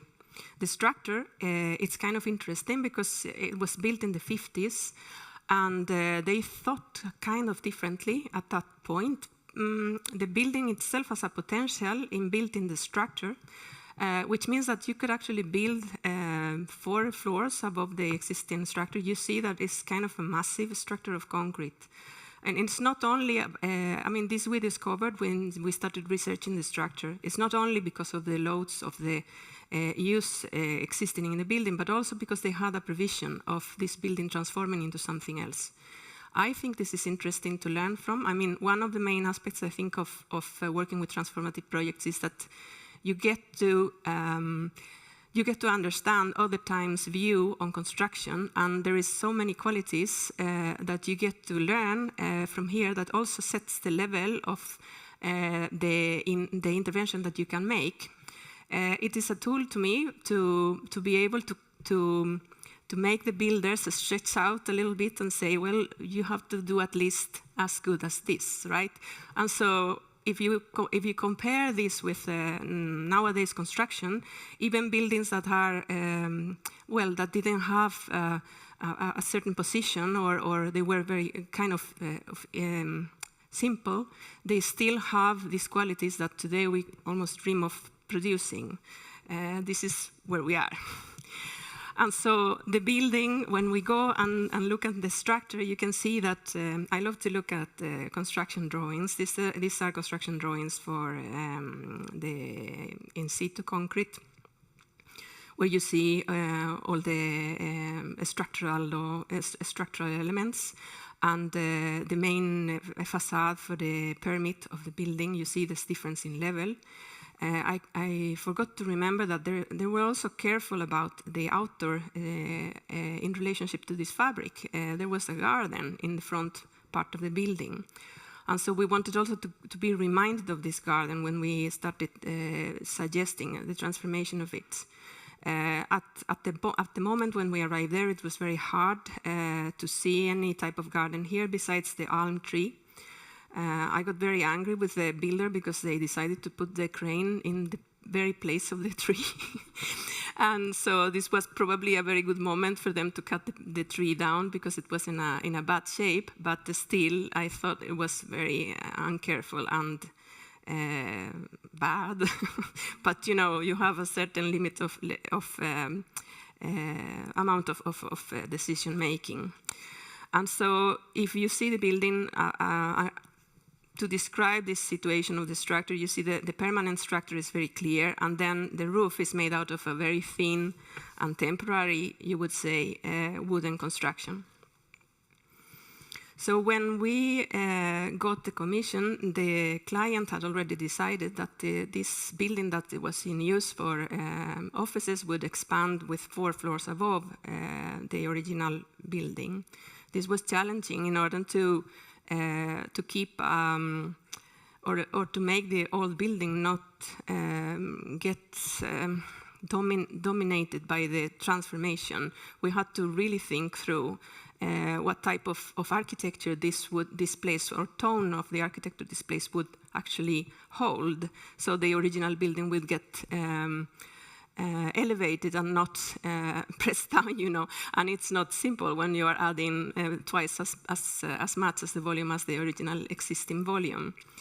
Another interesting aspect is that we had a dwelling, the urban planning was arriving. There had been a lot of demolishments around in the area, and so all this area on the east of the building was arriving with new planned dwellings. And so we had the opportunity to transform, because of the new plan, the line of the new plan would be in the middle of the property. And we had the opportunity to transform this side of the building into housing. And so the property owner, he wanted to do more office spaces and comply with the urban plan and do some dwellings as well. We decided then to, we had a lot of discussions about how the volume should react to the contour of the building. And as we heard before, the clients they can have their own agenda for the building, but you also have to discuss with them. In this case, it was pretty much their decision that the facade should be in the same line as the facade, the original facade. But we took it in and we decided, well, we should decide how this can work together. And as for the plan, you could say that the aim was to create a flexibility into our already flexible structure. The structure was 7 by 7 pillar order, and so you could have, anything inside this building. The openings were very generous, as any industrial building of the time, because it was a working space. And so we decided to, because of the new street on the side of the building, this was this side, to create a new entrance at this point. This is the level of the street at this point, and then this generated a new staircase. So we kind of exchanged the elevator place with a new staircase and elevator. And with this insertion, we could do a division of the plan in different ways, like up to the 4th floor where the new building starts. You have a lot of, you would say you have a lot of staircase, but after that, then you have all the flexibility of dividing the building in 2 or 4 different spaces. As for the decisions of how the building should look like, we talked about bringing forward the decorative aspects of the existing building in the new facade. We talked about how the new facade was being built into a light construction facade, which meant that we could use the lightness of the material to also create expression for the facade. So we decided that the plate, it was to be an aluminum plate, would be folded outwards, so we could see the thinness of the material and create also a setback from the facade to press back the cassettes, and in that operation creates a play of shadow on the facade. That wouldn't, we had also all this, the precedent on the building that there is a texture, there's something going on that is not a completely flat surface. We try to use natural material so that the natural material itself will add the sensory aspect of the materiality, but the client didn't want to do that, so we used a coated painting, which is a little bit metallic, which gives also a sense of movement when the light is into the building, is hitting the building. And so from the side, you can say that we decided to prolong the simple order that was implied in the facade and use the divisions of the facade, move them up to the level of the sill of the windows instead, and in that operation create a background for the contour of the house as it is like this, and then not repeat the section, but instead end in the building with a horizontal line that would imply that the other one was kind of contained within the new volume. We tried also to not, to use the openings that were in the existing buildings that were clean cut as a suggestion that we wanted to read the openings more as a field of materiality and not as much as a window element. And we tried to also to blur the effect of the different color that the windows had in the beginning. They were white towards the brick, bringing in another tone, so they would be read a little bit more like a background and not as much as the divisions. And then we worked a lot with the question of the details. The details in this building were in relation with the producer of the facade, which means like we had to work with them very closely. And one of the challenges, of course, is this type of building. It's of good quality, but I mean the construction is not so precise. And we arrive with a facade that has a very high level of precision and an aluminum produced millimeter precision. And so also the question of sealing the facade towards this point without having to cover the connection with a very thick plate. So this was a very much, a back and forth process until we arrived to the detail that we wanted to use. And so you see that the plate that is covering and sealing is as thick as 3 centimeters.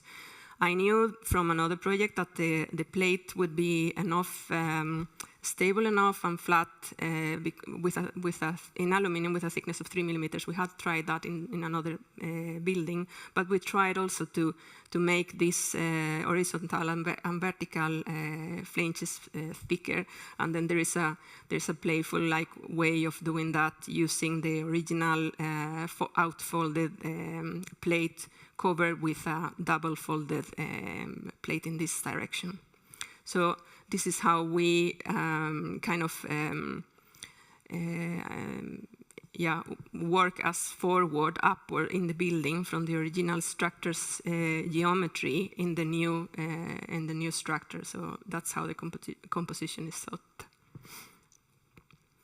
As for the side volume, we created dwellings. The side volume had another rhythm in the structure, and we used that to make the divisions of the housing, of course, and adapt the housing to the structural rhythms that were there.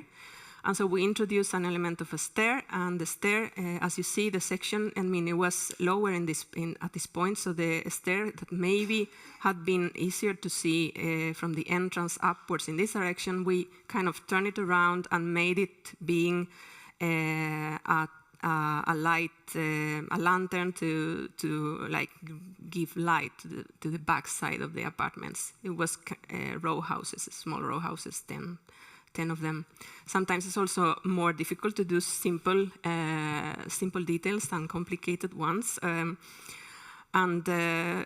ones that are standard, especially in Sweden. And so I bring this because I think that when you make an intervention, one of the main aspects is to find the tone of your position in the building. Sometimes you become an agent of the building wills that you identify. This is my opinion, and it's like sometimes you have to, the expressiveness of your action has a lot of impact in the existing building. So. At this particular detail, we wanted just to show that we could cut new holes in the brick, and so it's a very simple plate that is generating the hole, and then we have a very simple element. But the important thing here, I think, it was when this building is built, this is a challenge that appears in intervention is. The contractor that you get, what kind of knowledge this contractor has, and what kind of incentives or they have gotten to do the building. So one of the main aspects here was discuss the solutions because, for instance, they are used to, this type of constructions in Sweden, they are used to do buildings, new buildings, right? And when you have an existing building and the preconditions in the building, they kind of try to ignore them. So I was drawing the staircase of the building, and of course, there is production drawings afterwards, and the production drawings that I got to look at, to confirm or deny, these ones, they were definitely, I thought they had sent me the staircase of another building, because they have kind of optimized the stair as they will do. And so I thought it was very important to talk about this really, because when you have an existing building, you have to really get the right contractor. And this makes a completely different answer to what you can achieve. As for the interior, we decided some kind of tectonics of the new pillars that would be in steel with acoustical absorbent materials that would create the visual of the capital that we had in the downer part of the building. This, of course, in this type of project was almost like an effort, like we could have like a spare, because nobody was interested in. When you have a building that you want to rent to different companies, they come with a folder with all the interior qualities that they want, and then they give you a totally no character generic solution. So this thing of transforming buildings in the commercial market, you say, you have to really deal with a lot of discussion and hold on to some very clear idea of how the transformation should be done, so that they cope with it, the partner that you have in front of you. And now I'm going to go into a completely different project. This project it was very fun to work with. This project is the municipality of Gothenburg's client, so it's not a private project client, but a public one. You may be familiar with the transformation of Frihamnen, and that is planned to be a new city area in the area of Gothenburg, but during the last 10 years, maybe more, probably Christopher that is there has been working with it many more years. They've been doing experimental interventions, really, and starting to transform this area into a park, and then forward into a new part of the city. So when we got the commission to create a community center here, it was in relation with the production of a temporary city part in Frihamnen, and we set up a group together, a team together with Selgascano in Spain, and they had with them Darío Galante, which is a structural engineer that was at the moment doing bridges, but also helping Selgascano doing all their very special type of interventions. And so when we arrived at site, the municipality had thought that we would describe a community center into, transform an existing little building in the harbor that was 100 square meters. But as soon as we arrived here, the most attractive and interesting place was, of course, this enormous and, you would say, frozen ramps in a movement that was like totally in a very poetic situation where you really can imagine anything in this place. This is a place that is a void of a ship that should be loaded with things or people to be traveling to another place, and suddenly these ramps are there, just frozen.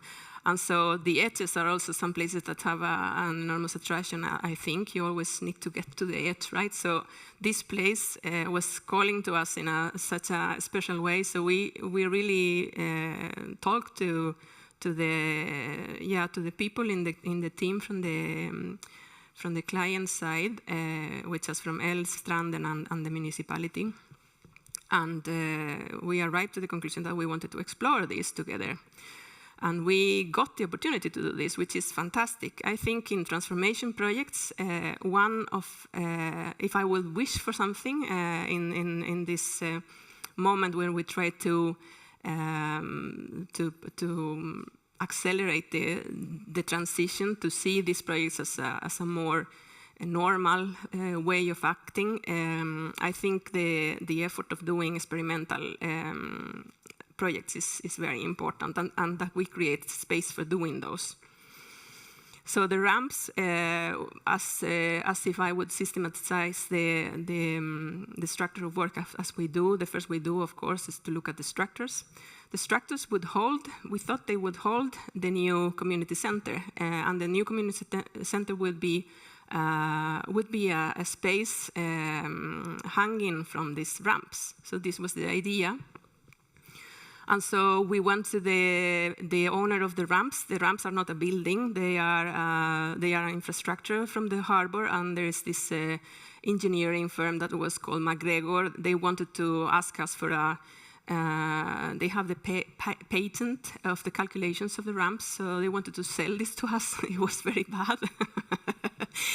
And so we finally discussed that, well, they were to be used for a public use and not for a commercial one. So we, in the end, kind of negotiated the price, but still we had to pay something for these calculations. So the engineer could really assess how much could we load the structures. That's the only time I think I have commissioned a diver engineer to check the underwater status of the construction and the corrosion of the constructions. So we knew the type of poles that they were there and so on. So we knew what kind of load we could imprint in the elements. And this is what we imagined. We imagine a bubble then. It's a multifunctional hall. And the program, I mean, what was to be happening inside this community center was also a discussion that we had with the team of the city, and also that we ourselves took contact with all the organizations of the surrounding city area to understand what type of organizations and activities that people are running around the place.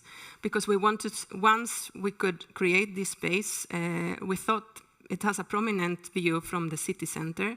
So we thought that this place is not only a community center for the area that is growing here, but also for inviting and starting the transformation of the area as a new urban area in the city. So it had also an impact and importance, this expression from the other side of the city. So it could be kind of this type of colorful. But we also looked at the park, and I have a similar kind of approach to some of what we have already heard here. We really had very few economical means. And this was a long-term process, and we thought that we would, there was already things happening. Raumlabor had done the sauna that is there and the temporary bathing facility. But some of the harbor elements would be to be moving here. So all the, I don't have the word now, the urban farming part. There was a commercial urban farming actor working already in the harbor, and there was a one that should not be then commercial, that was for the public. We started finding a language that to create this kind of islands where there was a very nice green, I mean, wild grown. It's really as a beach around the harbor. It's not so hard concrete, this harbor. And so we kind of thought that the natural greenery at the place would take over, really, if we just kind of try to start it. This is a romantic view. But of course you have to implement the greenery. But we thought that making holes in the existing asphalt would be a good beginning. And with very simple elements, we could create different situations for the public to take take and start like using the place. As for the building, if we can call that a building, which it is to be a steel structure that is cantilevered from one of the ramps and then hanging from the other ramp. And then there are some arches that are kind of a cushion of EFE. I don't know the word how do you say it in English? EFE is this material that is some kind of polyethylene that you can you can use as a surface.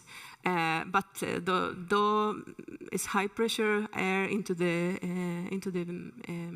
arches, and then a surface of another material that should be half transparent. This was the structural drawings for the intervention, and as you say, this is very funny because these were movable ramps. So the Malin, that was a client from the city, she had to take a driving license for the ramps in order to be able to access them and to stop them in a certain position that we wanted to achieve. It was a fantastic, fun project to work with. And so when we freeze the structural arms that are hydraulic, we change them to stable beams. And the bigger ramp, it could hold really quite a good load, but the smaller ramp, Dario decided that should be reinforced in certain ways, that also one pole should be introduced into the ramp in order to really be able to hold in the center of the platform that is hanging from the other. And so these were our drawings for the facility. And we arrived to contract building phase, and suddenly politicians changed the direction of the investments, and the project got stopped. So it was a good dream, but maybe at some point, we know how to build it. Somebody gets interested. So this is how it looked like. And some of the activities that we thought could have place in the facility, like a communal kitchen and a circus school that they were having in Bacaplan, and outdoors. And this was also just to show you that Selgascano had done this building in the Congress Center in Plasencia. So we had contacts also with a person that is able to produce this type of complex geometries to hold the shape of them. He was a person that was working from Galicia and making sails for sailing boats and knew all the technology of producing these textiles. And an image of how imagine the inauguration party and any night in the winter from the center of Gothenburg.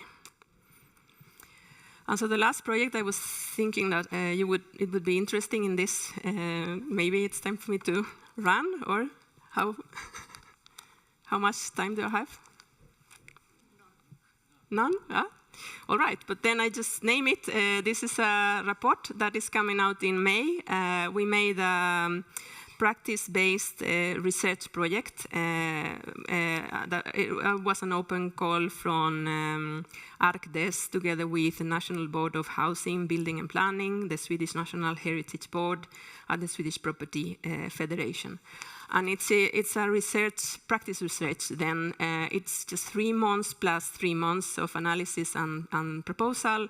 And this was the building that we got matched with. And the property owner was a university in Umeå. And so the report is very long. I'm not going into it. But the point was to figure out, and our thesis is that we have a predominant, I have almost to read, a dominant perspective, really, which is the one of thinking of the building as an investment asset. At this point, we are losing ground, that we need to really think what type of values that we want to keep for the future, and what kind of values really a building can bring forward more than the property value, which is really how every building that we work with is described as a property value. And we have to gain, by discussions, gain stage to be able to talk about common architectural values. So we thought that this research project would be a very good platform to really try to describe these values and create a common vocabulary so we can really discuss the values that we want to create. And so they are architectural, historical, technological, climate resources, and users, and how to use the building as a resource, how to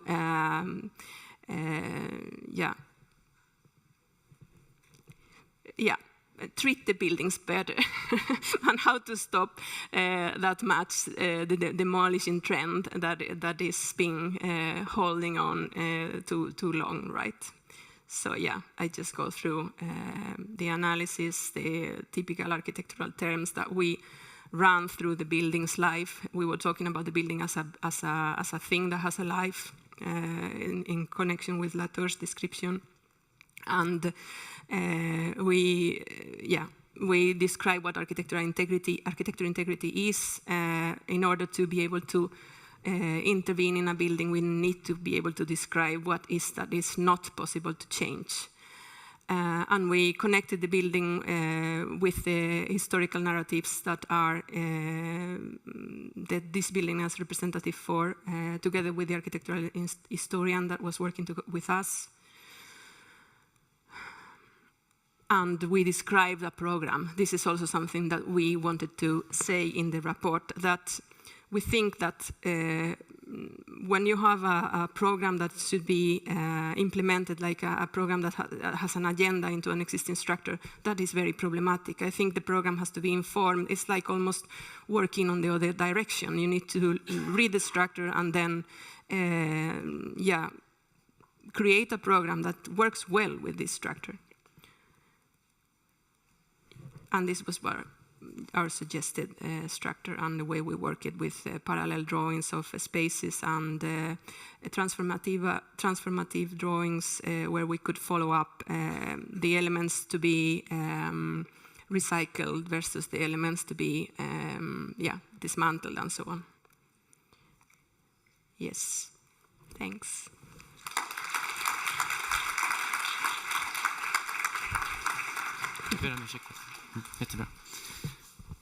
Thank you so much, Carmen, to sharing with us these 3 projects, looking at details, and also these research and the process. And I think we come back to this, talking about the research part in the panels. There will be time for questions.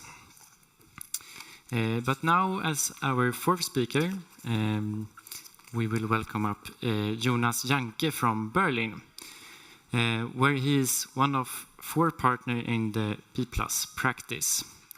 He started his career as an architectural draftsman. Welcome on stage, yes, look. Where he continued his studies in Hamburg, Stockholm, and Berlin. And today he is teaching across several different constellations in Europe at different universities. And on the 17th Venice Biennale of Architecture, he was in the curatorial team of the German Pavilion under the title 2038. You dare to ask the big questions, I think, in your practice, at the same time as you have a pragmatic approach. You build stuff with your hands, sometimes also with a sledgehammer. We're very happy to have you here. The stage is yours. Thanks.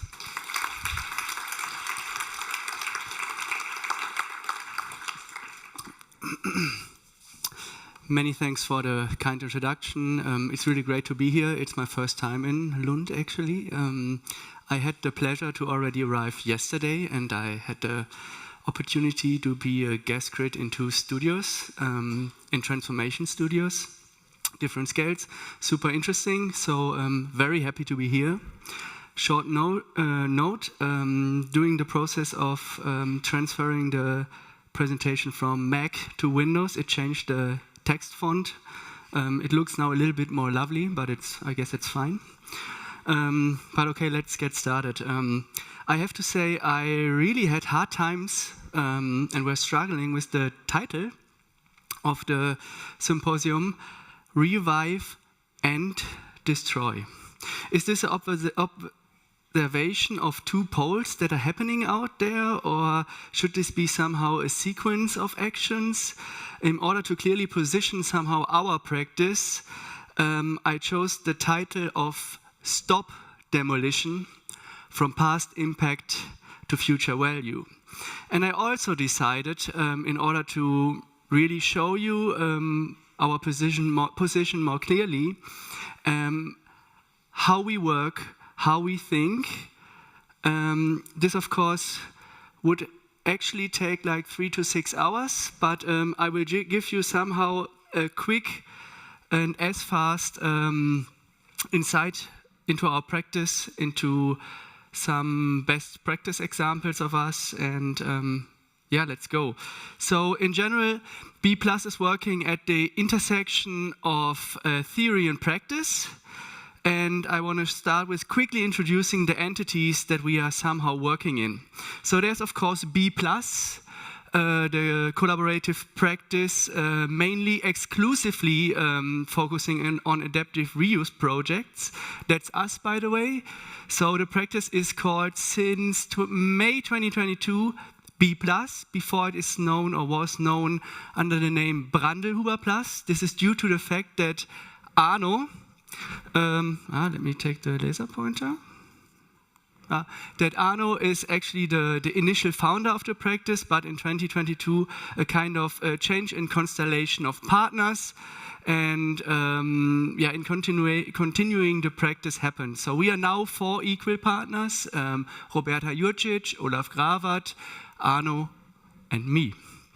So we are grooving in since 4 years.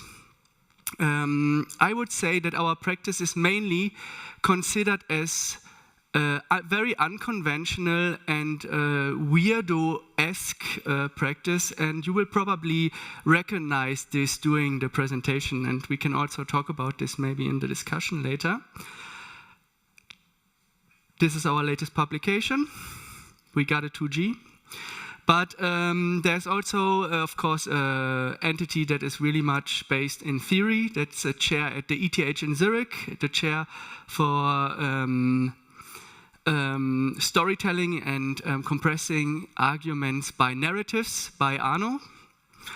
Inventing narratives is a very powerful tool for us, and you will also recognize this during one of the example projects that I will show. And there's the most recent kind of entity that we established. It's a kind of non-profit policy lab. And the recent project that we were doing with it was the kind of European Citizen Initiative House Europe. Maybe some of you heard about it. It was, as I said, a European Citizen Initiative, a tool of the direct democracy that was advocating for a kind of mindset from getting away from demolishing and build new into let's make renovation the new norm. It's way more complex. I will dive maybe also into it a little bit later, more in depth. We did not succeed to collect 1 million signatures about, all over Europe in order to be able to be part of a lawmaking process, which would have been just simply amazing because we like the law so much and we would be really happy to somehow be part of a lawmaking process. Apparently this could have been a lever. As I said, did not work out. I think it was anyway or still a gigantic awareness campaign. And we, of course, will not stop trying to be part of lawmaking process. So this is just one chapter, and we are starting a next chapter. Yes. So this is a quote that mainly drives what we are doing. It's a quote by Sabine Oberhuber, an economist and circularity expert from the Netherlands. I will quickly read it. Architecture is always a temporary answer to a temporary need and temporary values. And we have to recognize this fact. And that means that we are constantly dealing with obsolete typologies, which also means buildings that are not longer relevant, that are not used anymore or underused, and in addition, very often seen as worthless and even ugly. And with the following examples from our practice, I want to emphasize that these buildings should be seen as a gigantic resource and potential for us. Of course, as I said, I can only give a very little insight into the projects, but and not the full scope. Otherwise, we would stand here until tomorrow. So let's get started with the first project, San Gimignano Lichtenberg, or the B+ prototyping workshop. It's a kind of self-initiated project, started actually in 2010. This is how it looks today. You can see a Vietnamese restaurant in the foreground, and in the background you see some kind of 2 concrete towers. In order to understand why does this image look like that today, we have to travel a little bit back in time, in the times when Germany was still divided into East and West, and this was former GDR territory. And there was a gigantic factory called VEB Elektrokohle, well-known company, a symbol for growth and power. Yes, and it was more or less finished, quite close to the fall of the wall. After the fall of the wall, suddenly everything was existing twice in Germany. So they always had to decide which venue or which facility we will close down. And very often the choice was made, the GDR East facilities will be shut down. So they decided to close this factory and to dismantle everything that is easy to dismantle. So conveyor belts, trusses, also these gigantic volumes next to it, they were actually made out of steel, so very, very easy to dismantle. What remained, more or less, like the spines of the former factory, the concrete parts, a staircase tower and a former storage tower. And now you need to understand why there are these kind of blue warehouses and this Vietnamese wholesale market. This is also a GDR legacy because there were guest workers from Hanoi, and the legend is told like that there was apparently one Vietnamese guest worker that started, I want to stay in Berlin and I want to establish my own wholesale market. And how can I do it the best? I will borrow a very famous name, actually the name from the most famous market in Hanoi, and I will call the market the same in Berlin. So there was a Dongshuang Center in Hanoi, and he was establishing the Dongshuang Center in Berlin. And since then, it's constantly growing. And the logic of the Vietnamese community is to build one single-story blue warehouses. And there was this plot that was, in the eyes of the Vietnamese community, very unattractive. It was the property that was occupied by 2 gigantic concrete leftovers from GDR times. So in their eyes, the potential is to build blue warehouses. The leftover buildings that were kind of warehouse-like are a potential that they can be used, but one thing was clear, these 2 towers, they are just ruins. So they made up this calculation, there's a market price, and in order to free the land, you have to somehow demolish these towers. We can all imagine how much it would have cost to demolish 2 concrete towers with like 60 centimeter thick walls. You can only blast them, and this would have cost a fortune. This then would have resulted in the building cost, in the land price. Then you need to add the price of a blue single-story warehouse. So for them, this calculation was just shit. So let's get rid of this property. And back then, they sold this property to Arno and 3 friends of him. And they approached the bank. First time, they said, "Dear bank, we bought 2 concrete leftovers from GDR times. Can we get a loan? We need it. We need to finance the project." Then the bank said, "Are you crazy? We don't pay anything. We don't give you a loan. You come to us. You present us 2 ruins." And this is in Lichtenberg, this is so far away from the center, no chance. So they said, it's gonna be difficult. What can we do in order to change the perspective of a place and to make it somehow look to the people outside the architecture realm and maybe, just to people in general, that this has a gigantic potential. So they did it more or less like the Vietnamese guy.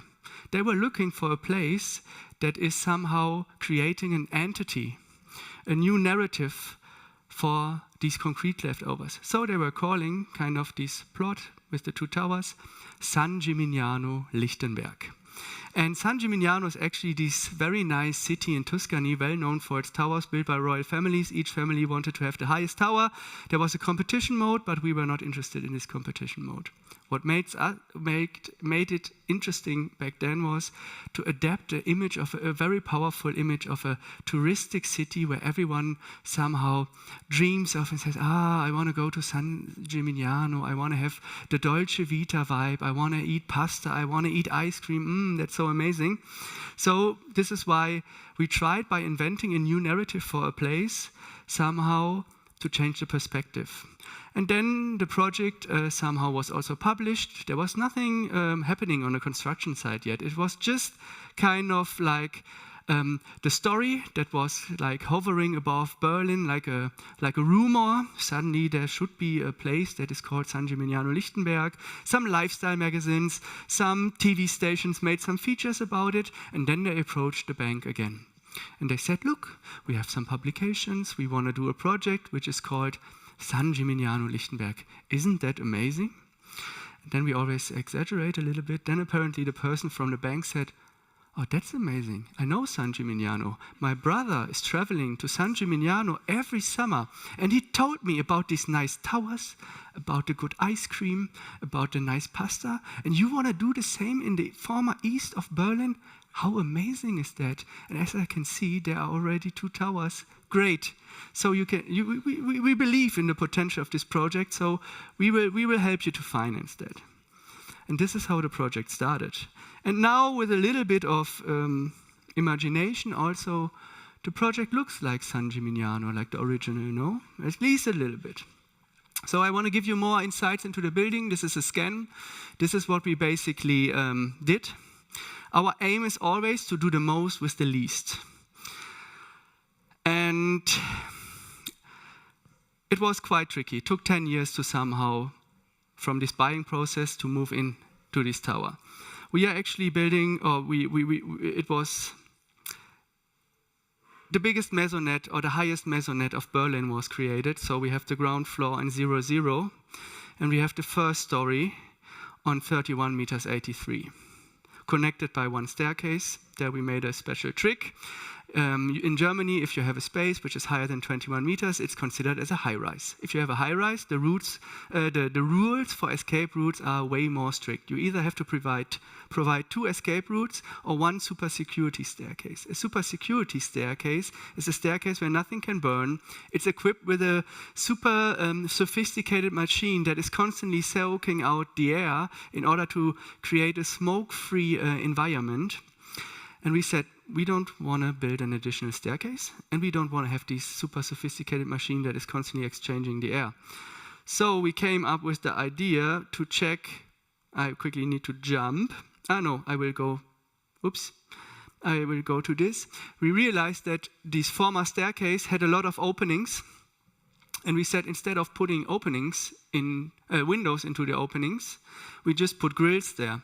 And then, dear fire protection engineer, can you please calculate if the natural airflow in this staircase that is already existing is equivalent to the air exchange of this machinery? And he said, oh, well, challenge accepted, I will calculate that. And he made it possible that it's apparently enough to consider this staircase as an outside staircase which is flooded with air and then becomes a super security staircase. And that was the kind of the big moment when we made it possible, without an additional staircase and without a technical device, to make this building accessible. This is how we love to work. And now I want to dive even more into a nerdy detail. How we create the kind of real manifestation of the architecture that we see here. Because we don't work like with this gut feeling and we say, we think this should be green or pink, or it should be a triangular opening because we feel it somehow. No, we need a proof, an argument and a derivation, a pragmatic moment where everything is coming from. And for instance, you see these kind of, the building is insulated from the inside. The idea was to work like with the spirit of radical acceptance of the openings and the existing. So we were just insulating the building from the inside. And you see these kind of relief. One could say now, oh, this is a beautiful detail, this is an ornament. No, it's coming from something else. So there's a perimeter wall. And if you apply inside insulation, and there's an interior wall, it's like a photo overlaid with a kind of like floor plan. You understand this, right? And you need some inside insulation. You need kind of like a guiding insulation to the inside. It's called in German Flankendämmung. In order to provide a heat or cold bridge free environment. And we checked the code, and the code or the norm that explains how this function says, if you have a perimeter wall, you need to go exactly 90 centimeters or 1 meter to the inside, and then it's kind of heat or cold bridge free. And we said, okay, we don't do more and also not less than required. And by that, this pattern came up because, as you know, the staircase is outside. Here's another wall. And you always have to extend or do this offset of this insulation in order that it's without any heat bridges. So the kind of relief that you see here is exactly the exact space where no insulation is needed. So it's the literal translation of a code or a norm into architecture. And we did not design anything. This we like, because it becomes a didactic detail somehow. I can stand in front of it and I can explain the insulation drama to you, how it works. And then it comes even more extreme. Then it came to the moment, what kind of insulation do we put off the inside and what needs to be the kind of final surface or layer?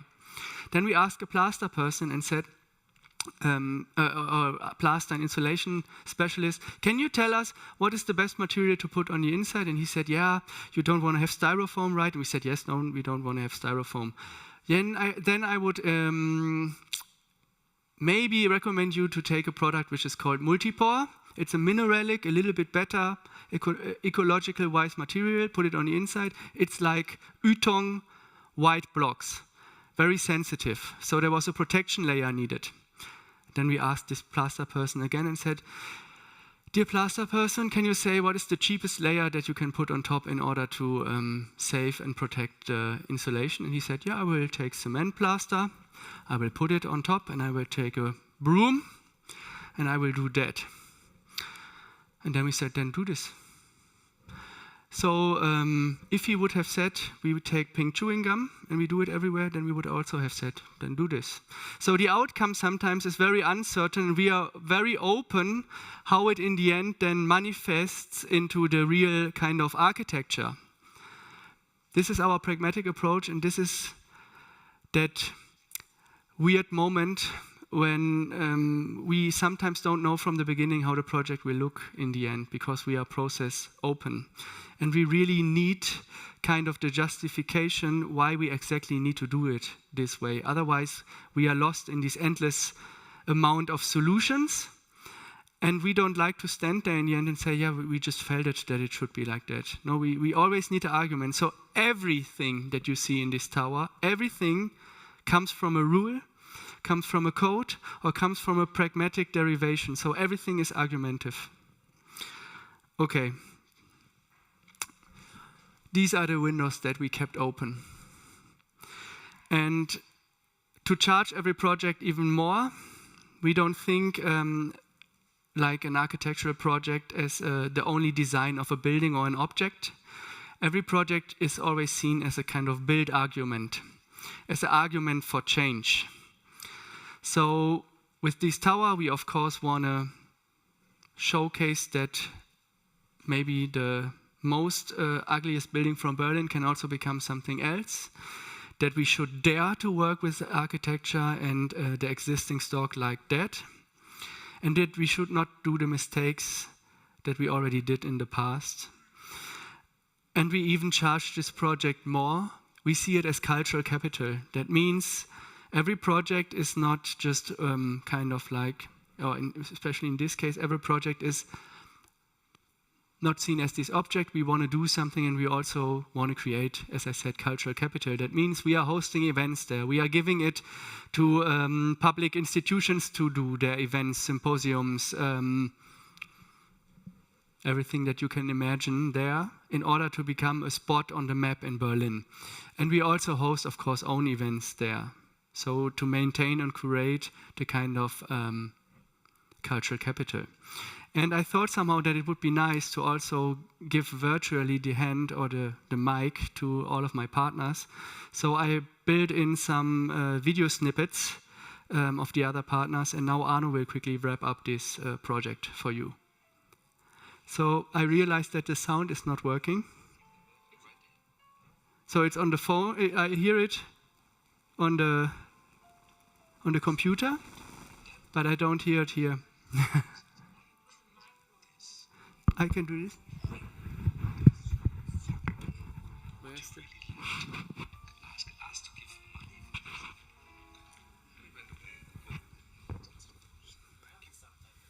We have the subtitles?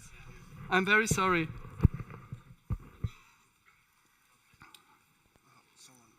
Ah. Now it should work, I guess.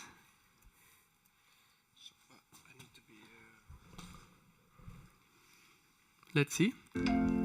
Wow. I thought those two towers. Thank you very much. They're perfect and they're ready. No. Then I went to the bank. My dear bank, I would need some money to adapt it for our use. The bank said, "Are you crazy? This remnant of an industrial fuck-up. Would you really like to ask us to give money for this?" We went away and said, "Oh, that's difficult." So I said, what to do? There, let's say, the tricky part of augmenting architecture is coming in. There is this famous San Gimignano where all these bankers, or the parents of the bankers who gave them the orientation for life, were spending time in San Gimignano, this Italian tower-esque city. So let's just rename the project. Let's just name it San Gimignano Lichtenberg.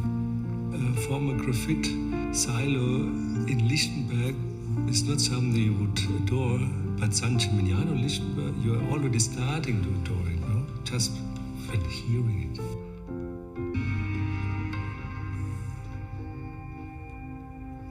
We will move to Lichtenberg also to focus our kind of work more to a laboratory.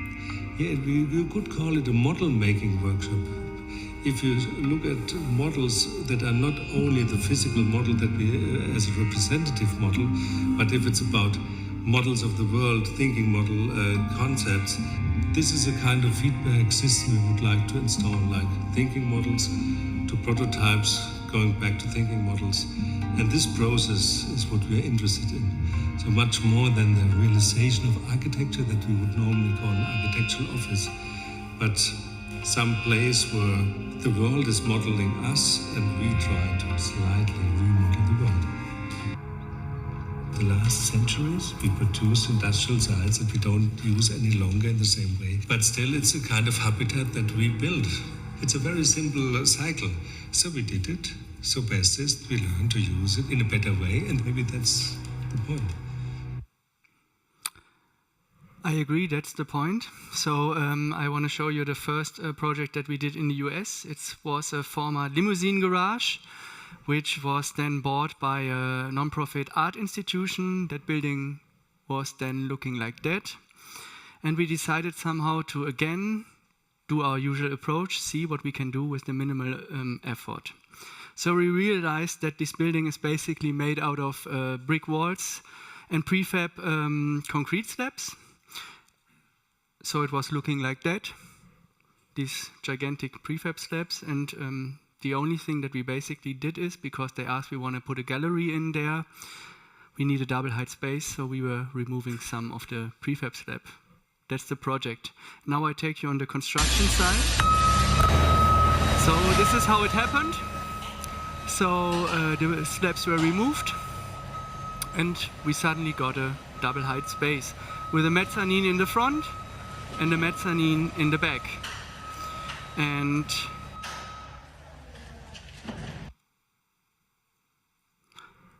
oops, I need to click once again. This was then the result. And basically this was the project for us. Then they did some kind of cosmetic touch-ups. That means they need white walls to hang the art. They need some kind of like these acoustic panels on the ceiling in order that the acoustic is fine. But that's it. And what was really nice on top is that the first artists that were presenting there came to the construction site and said, what are these elements, these prefab, these concrete elements down there in the yard? And we said, these are the removed ceilings. And he said, I wanna use it for the first exhibition.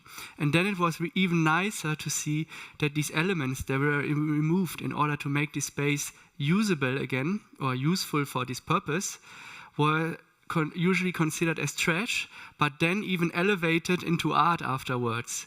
He took some of these elements, the rest will be used later for the landscaping. And sometimes no detail is the best detail and also the cheapest. That means where the panels were cut, we just left it exposed. The outside was a little bit problematic. The bricks had some gaps, so we said, yeah, just put some plaster over it to fill the gaps. The client was very happy because this project looks a little bit like a famous project of us, like Antivilla, a little bit. So it's maybe the little sister or the little brother. This is how it looks from the inside. So from the inside it was also insulated to fulfill the code again. This is this office in the front. This is again the stairway that now leads down, and the former garage door is transformed into a kind of billboard that can be opened up to the street and can be used to bring in big boxes for artworks, but also to somehow provide an inviting gesture. And this project is not over yet. We are thinking about a second phase. They want to establish a library. We proposed a 100% copy of the existing building. Then, due to budget cuts and new administration, etc., we all know that the budget and the support of the government, etc., was cut by 50%. So we just said, then we do a 50% copy. That means we cut away diagonally 50%. And this is how the project then potentially used to look like. We also saved some money on the windows. It will be a library, so it's like a glitch in the matrix. Suddenly you see this building double. We were sending them a postcard with the title, "Seeing Double?" ? They were amazed by the idea. This is how it will potentially look like. The idea was in the beginning to build it with wood. Then we realized that building there with wood would have mean carrying or transporting the wood from Scandinavia to US. And then we said, then it makes no sense to build wood. And then also the wood construction is not sustainable anymore. But we found out that Minneapolis is apparently very well known for steel production. So they had actually 2 miles away a big yard where steel parts were stored. And now we are getting a very kind of prefab steel warehouse with some DIY bookshelves in it, and that's basically the project. I need to speed up a bit. This is the last project. This is not built by us. It was built in the 80s by Gerd and Magdalena Hensker. Used to be the biggest animal testing facility in Berlin. Was a gigantic discussion. Was already decided to be demolished. Public debate started. Some wanted to start it because of wanted to stop the demolition or start a debate because they think it's so beautiful, it's part of the brutalistic architecture. Some said, no, we need to keep it just because of ecological kind of issues, because this is like 25,000 square meters of concrete space, and demolishing that means something. No, we are convinced that every stone and every concrete panel that is already produced should be kept on site and should be evaluated to be reused again. So the building stock is for us the big potential. So we try to destroy everything every time as little as possible, but try to revive as much as possible. We made a small trailer that you also somehow, that you also understand a little bit. It's already starting. Now, that you start to understand the building maybe a little bit more. Just 1 minute. Es war einmal eine Tierversuchsanstalt, gebaut im Südwesten Berlins als Teil der Charité, geplant als Maschine für Forschung und Experimente, gedacht als Zeichen der Überlegenheit über die Natur. Nichts sollte rein, nichts sollte raus. Ein Bunker inmitten der Stadt. Doch die Menschen wussten, was hinter den Mauern passiert. Sie protestierten für die Schließung des Gebäudes und gegen die Vorstellung, was der Mäusebunker war. Zeugnis der Grausamkeiten von Menschen an Tieren, Zeichen für unendliches Wachstum und Fortschritt, Zweifel an der Abgrenzung zwischen Mensch und Natur. Bis heute steht das Gebäude leer und wartet auf eine Nachnutzung. Und wieder ist es an der Zeit für einen Umbruch, um einen gemeinsamen Raum für unser Zusammenleben zu schaffen. Wir müssen anders auf bereits vorhandene Gebäude schauen, deren Potenzial erkennen, unsere Wertvorstellungen ändern, den Bestand pflegen und weniger neu bauen. Menschen und Tiere müssen am Wandel teilhaben, die Ruine bewahren, die Nutzung adaptieren, die Substanz renovieren, die Regeln transformieren. Mäusebunker, ein Ort des Zusammenlebens.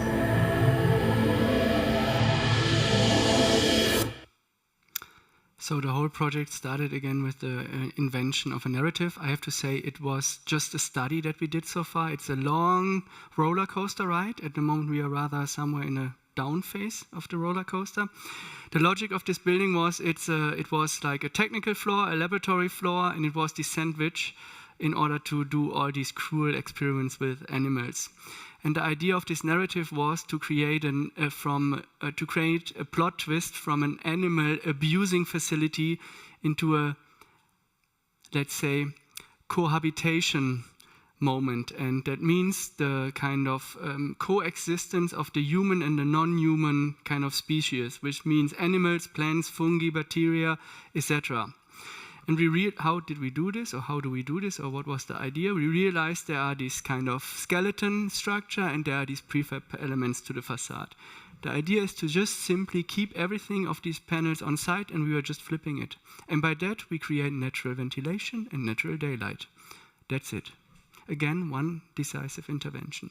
We realized that this is not possible everywhere due to certain circumstances, and that means that a big part of this building is not able to activate in this manner. And there we said, this is then the space where the non-human species moves in.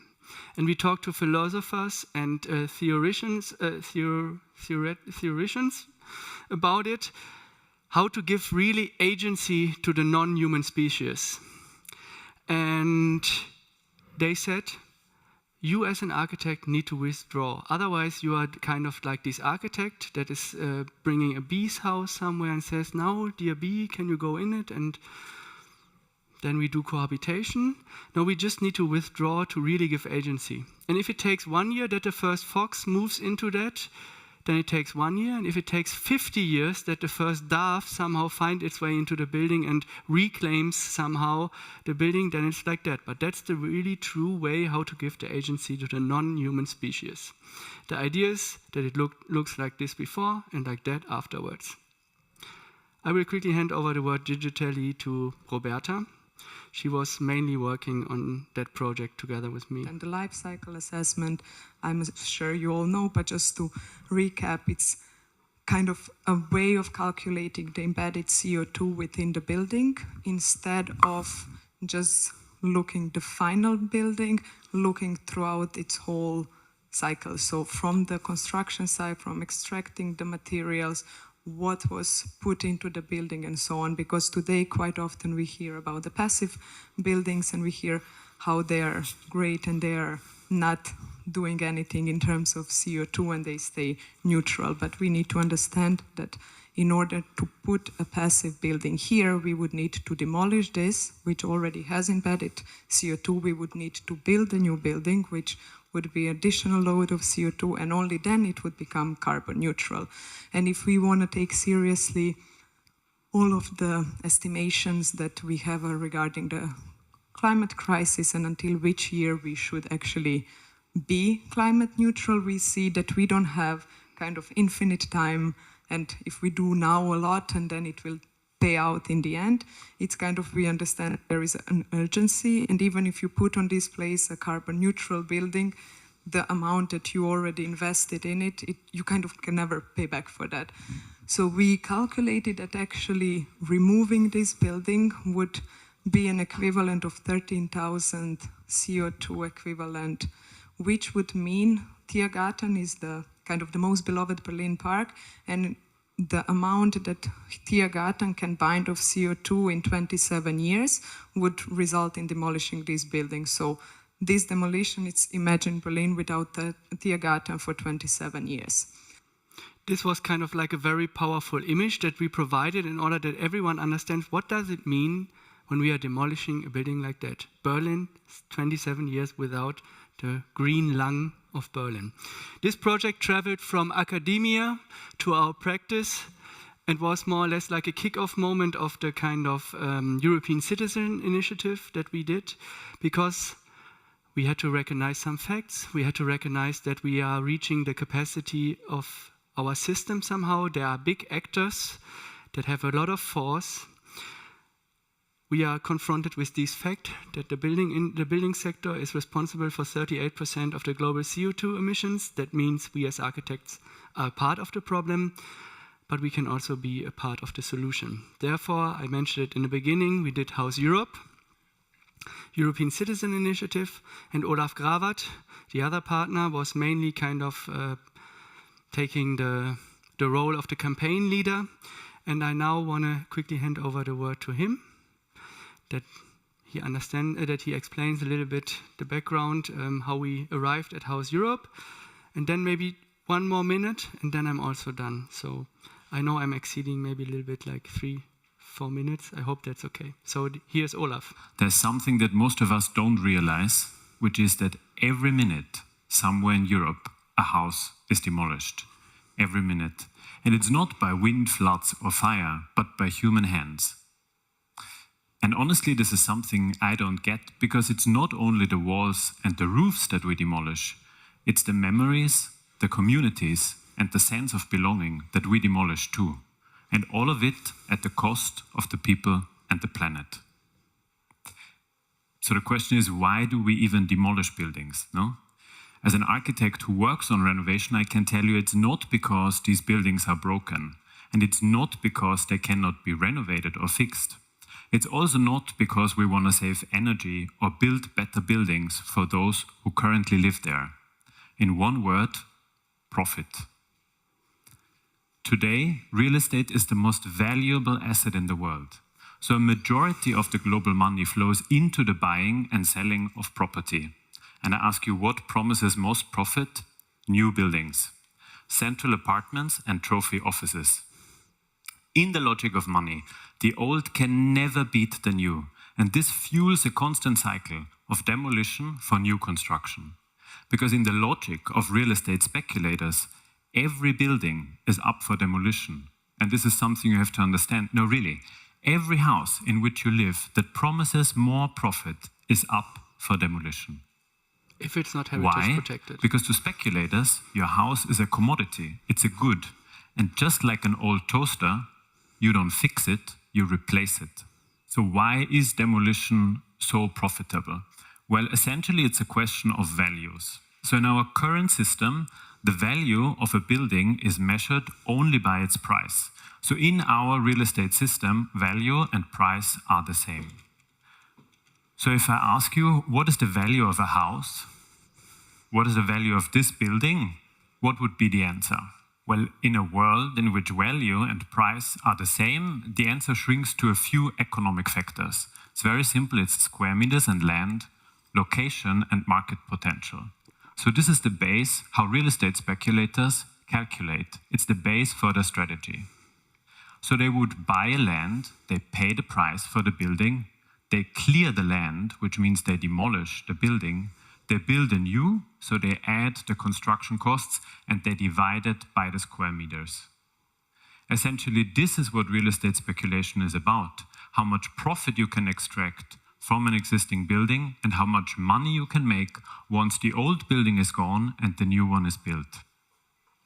I want to quickly continue on this calculation that Olaf was presenting in the end. So the typical logic of profit is like we are having one building, we are demolishing one building, we are placing there a new one, and in the end we have one.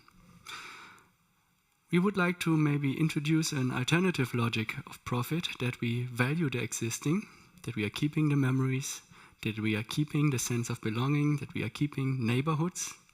We of course need to add some transformation costs, which I would say now is 0.5, maybe this is also an addition, divided by the future square meters, could end up in a new sense of profit, in a new value system. That means with the investment of 0.5, I have an outcome of 1.5.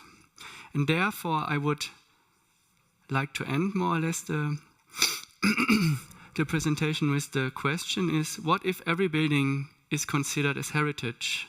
Actually, very valued colleagues of us, Lacaton Vassal, are stating this kind of premise. What if every building is considered as heritage because of social and ecological values? This is food for thought, I would say. Thank you very much.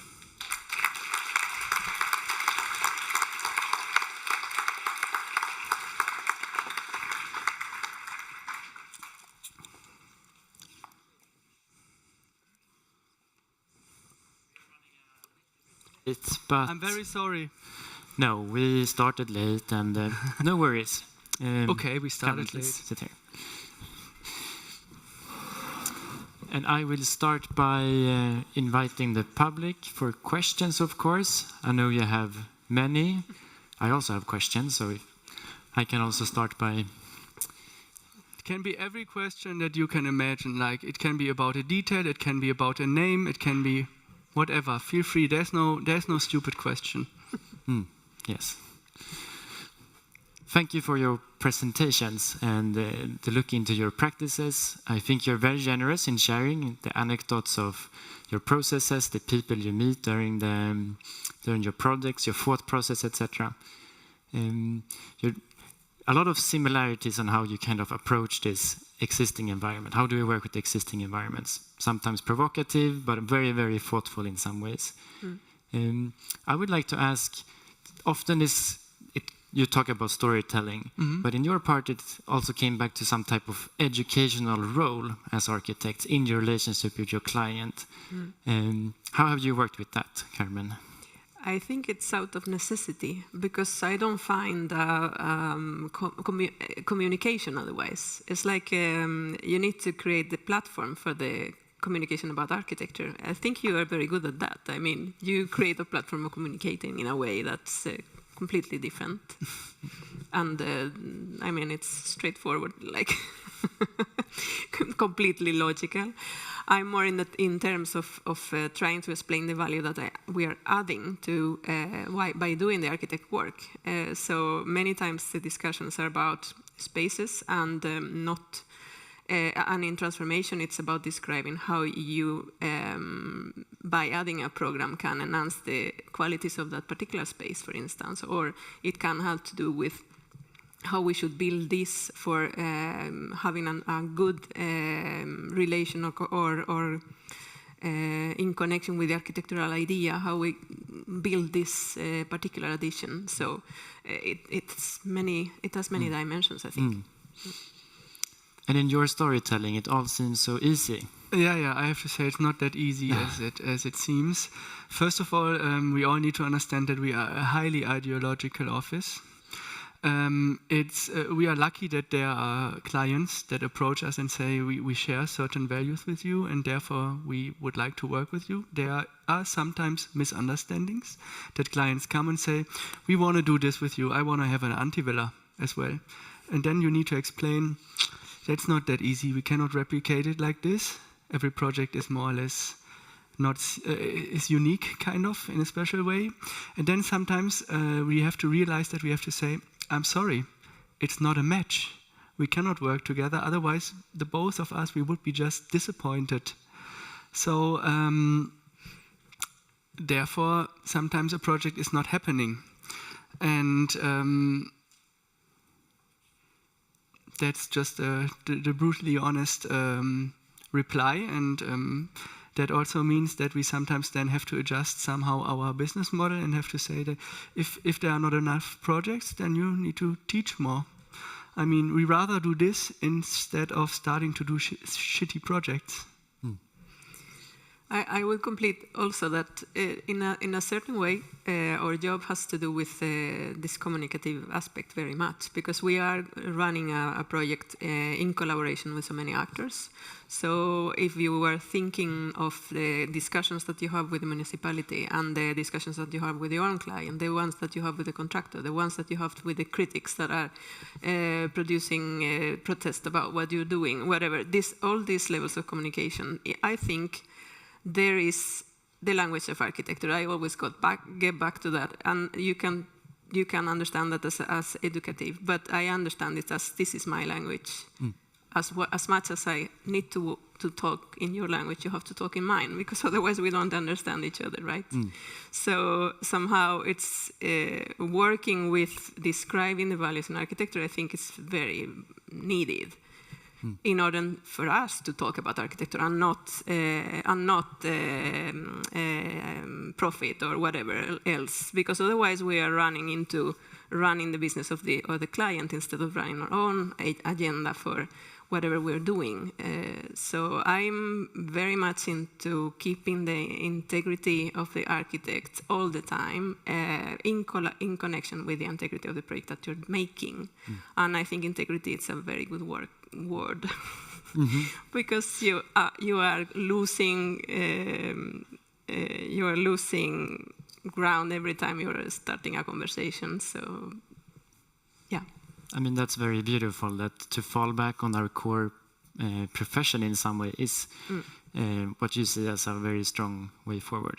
To kind of advocate for change that you're both doing in your way to explore these processes, also in building projects, but also in the other types of projects. But of course, just to add, but of course, we realized there are these moments of frustration where you just realize we want to do it differently, and we want to do it, but we cannot, because we as I said, we realized that we reached a certain limit of the system, that apparently demolition is at the moment cheaper, faster, and simpler than to renovate. But we also need to realize that all the things like rules, etc., are human-made, so we can also change them. Totally. And as you probably saw, we tried to do it with House Europe. I think it's a matter of time and a matter of maybe communicating this even more clear. But we have the power. So far, the hustle continues, let's say. But we hope every day to convince by spreading the word, by going to universities, giving tours to students, talking to other architectural practice, to somehow share this value, share our understanding, and maybe realize that a lot of us, we are all on the same page. Then we have to question ourselves, but who are the others? Why did it not succeed when we are all on the same page? There's apparently a big amount of people that are not sharing this with us, so we need to still get them on board. Sorry. Yeah. Is the audience, or did you want to add something? I think to add to this thing, it's almost as in my career life, like this shift is also something that I have done personally in terms of I wouldn't think of every structure valuable like before we did the research project. several months ago, because I always have thought that there is of course a nuance in valuing properties of different kind. We shouldn't buildings. I shouldn't say properties, of course, and it's also something that comes from education and from the time that we've been educated. Like producing something new is more valuable than reusing something existing. Somehow, this comes in the back of the head of the schools. And at the same time, I come from Spain, and in Spain we have ruins of every kind, because we have a very bad maintenance culture, which is the opposite that happens here. So somehow you always have a rest of a building in every project that you have to include in doing something new. But the part of the new is much more strong than the part of the existing, and somehow you're trained into connecting things with existing things. Definitely, yeah. But I think, in my opinion, like, it's also for us to change. I mean, to change the view. It's a new era somehow, no? Yeah. A question of gaze. You project. We were talking about this question of values in the report. And we have an historian and a philosopher in the group, and she was talking that value is something we assess, and something we produce by assessing a certain description of quality to things.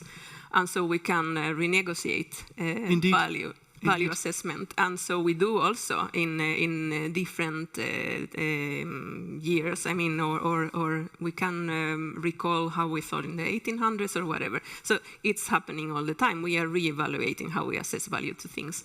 And so thinking of buildings as objects that have a history is helping out understanding our own reality, why we do things as we do, and so on. So there is very much a line of understanding that has to be growing from description of values, I think, that makes simple to not say we need to turn this down. Like, and it can happen on a very pragmatic level, no? We know this. All of us know this. There are these calculations for a new building where you have to say this building is consuming this amount of energy, and while building it, we were consuming or producing this amount of CO2. There's this like life cycle certificate or CO2 emission certificate, right? This exists for every new building that will be placed, but this does not exist for an existing building. I mean, I understand that it's difficult to calculate what this tower that you saw, how much CO2 is embedded in it. And I do not ask that we need to know exactly on the quarter of a ton how much CO2 is embedded in it. But if we would just simply give a theoretically or appropriate amount of CO2 equivalent to it and give it also this certificate, it suddenly has a value. And you always then need to reevaluate, is it worth to erase this amount of CO2, or should we rather keep it? I think that we have to work with something like a fair trial of buildings or something like that. Like we kind of give them the opportunity before. And I think it was an interesting discussion before about seeing by proposing something into a structure, seeing the potential that this structure has, instead of only talking about calculating this pragmatic approach that also is good, but I think somehow generating a potential for a structure gives much more understanding from the owning properties to see how this should be kept. Of course, one could also say it needs to be every time a re-evaluation before there needs to be a re-evaluation phase for every building before it will be defined to be demolished or not. That you at least checked once before what is the potential, or is it just, can it not be saved? I think we can go on as long, but we had a question from the audience. Do you have a microphone? Not yet. But I think what you're, like this vision that we can work with now, but and these long-term things, like there's so many different scales that this discussion comes into. Yes.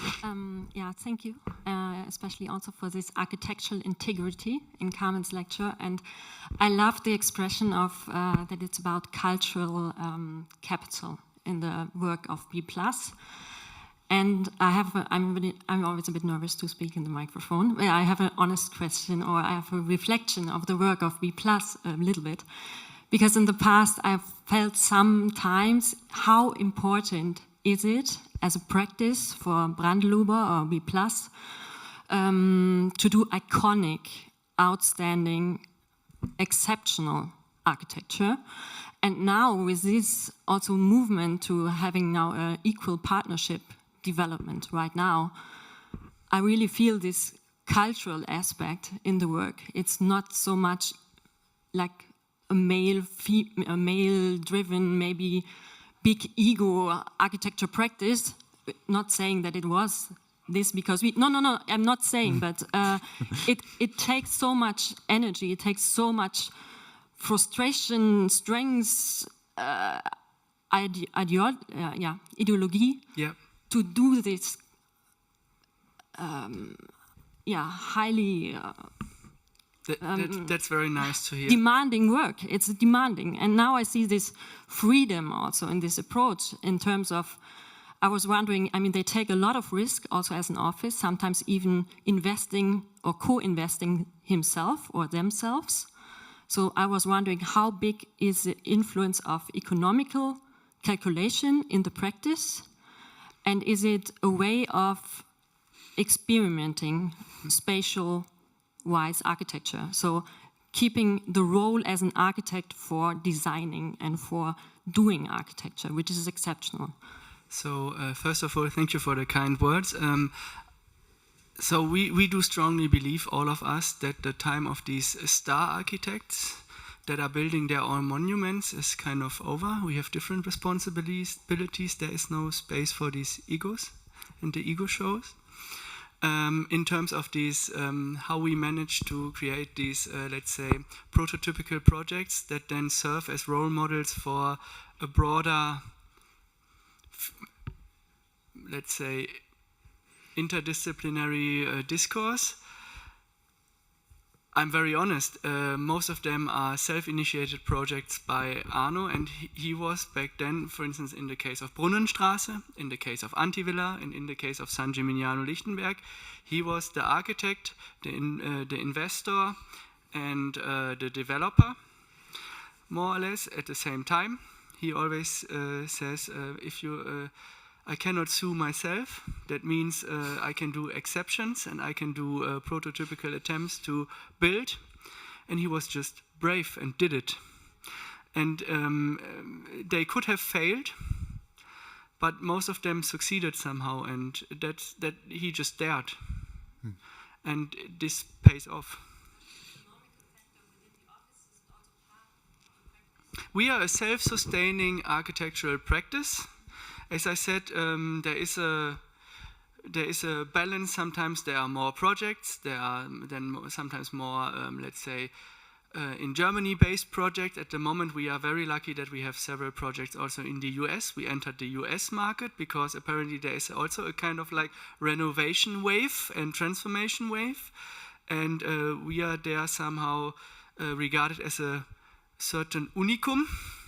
And they appreciate how we do this, and we did the first one, and we will continue. And I'm also honest, the fees for architects in the US are slightly better than in Germany. So this secures also our practice. I think we need to...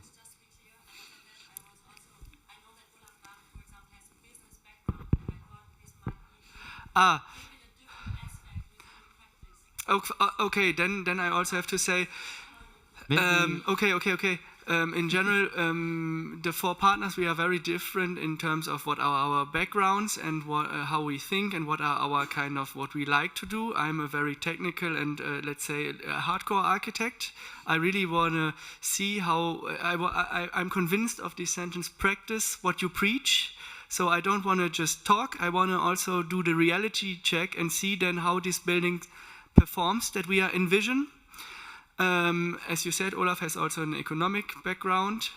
Arno is also broadly interested in politics, economics, art, etc.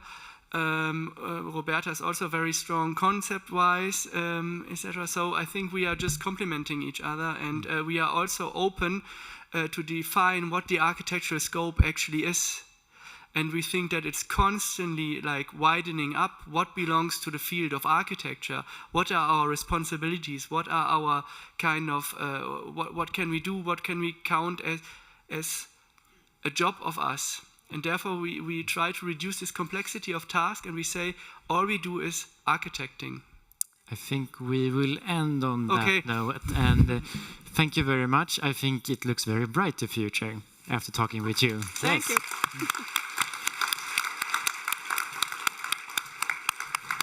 So now we have a short snack pause over there, and let's start 1:30 again. So we shorten the break by 5 minutes, and we are just 5 minutes late. Then we're going to start again. Thank you.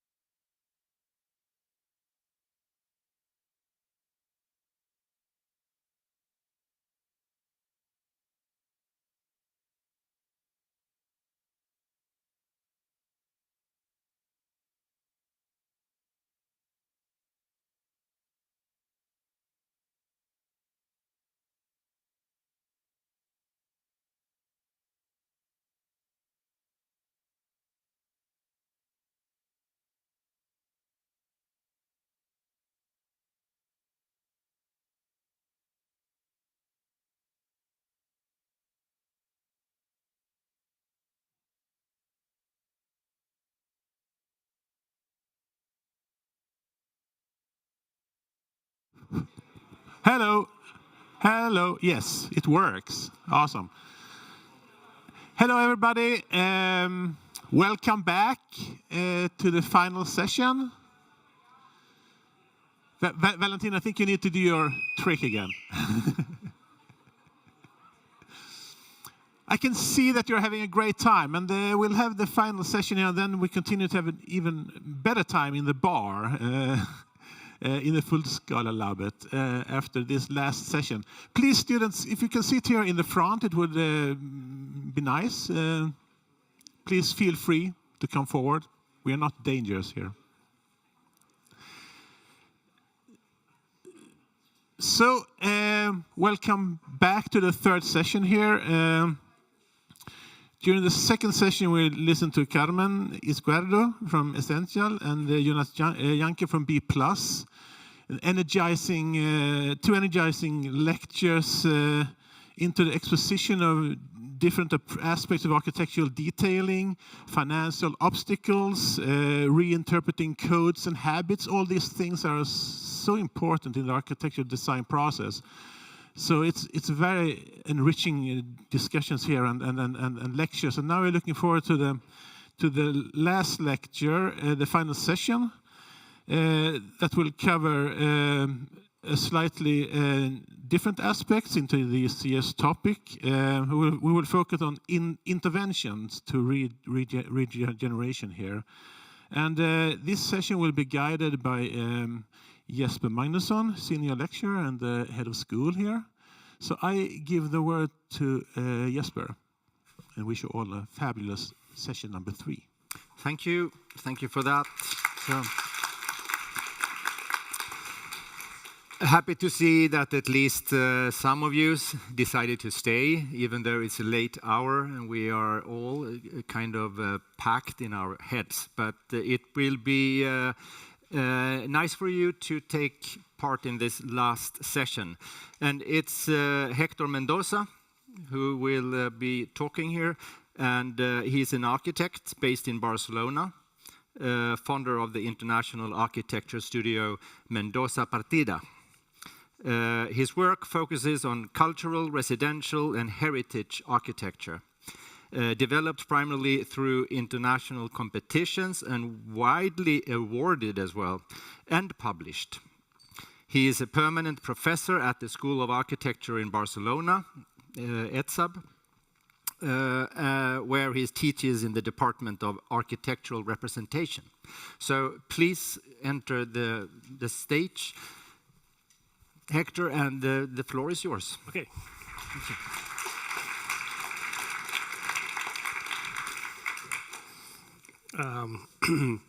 Thank you. Thank you very, very much for the invitation, and thank you for all of you who stayed and came to this. I think we are having a very good session. I am learning and enjoying a lot all your presentations, and I'm looking forward for the discussion afterwards. But thank you for inviting us.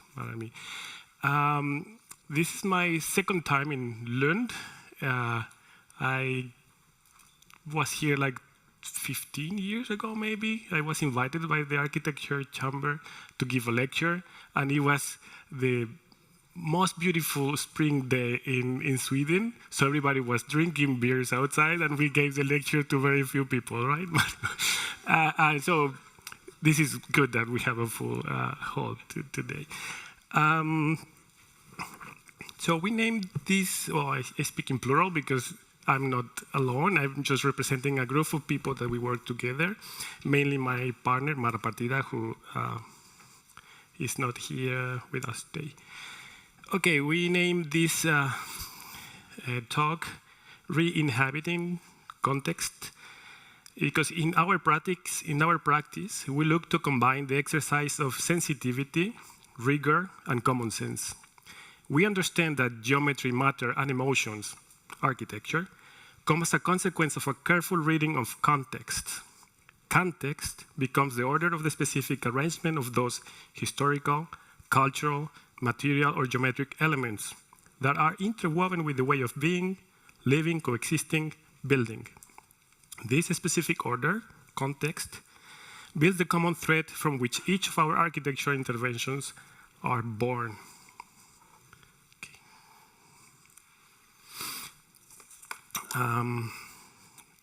I organized this brief presentation with 3 questions, answered with 3 projects.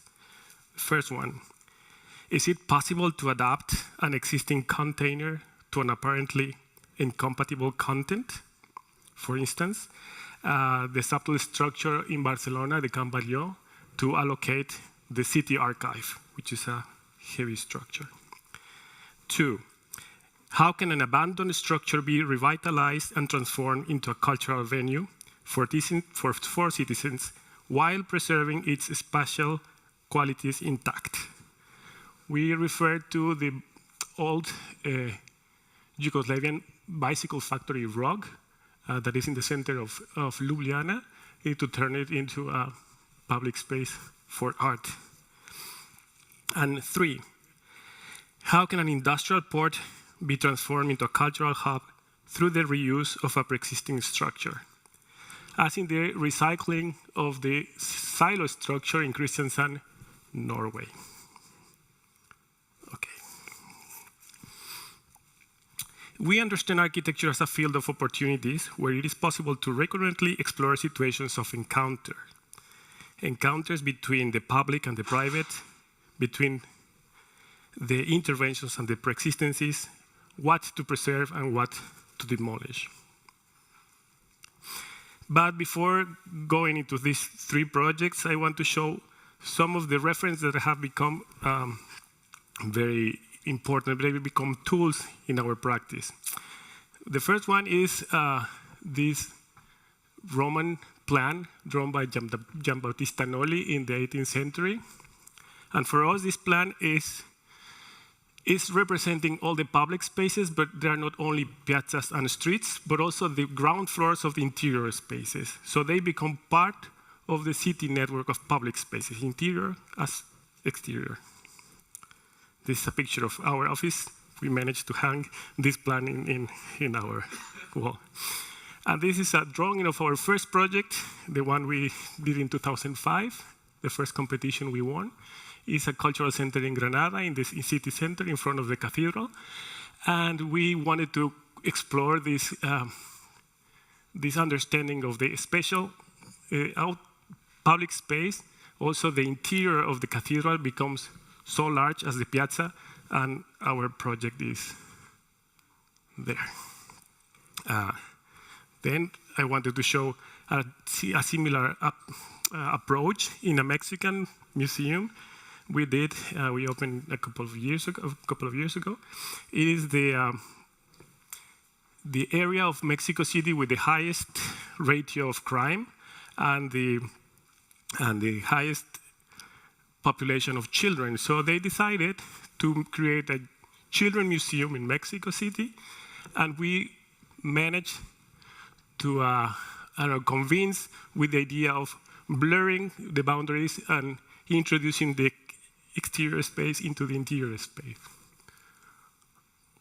So there's no difference between the interior and the exterior just by the covering. Okay. Then another reference in our studio, in our work, is art, abstract art. We have, we recurrently come to, with this reference of Pablo Palazuelos and the way it works. He works with patterns, and just by extruding them, they become structure, they become spaces. And also the reference of Matías Guedes and Luis Barragán and the emotional architecture manifesto, that they state that architecture has the possibility to impress inhabitants.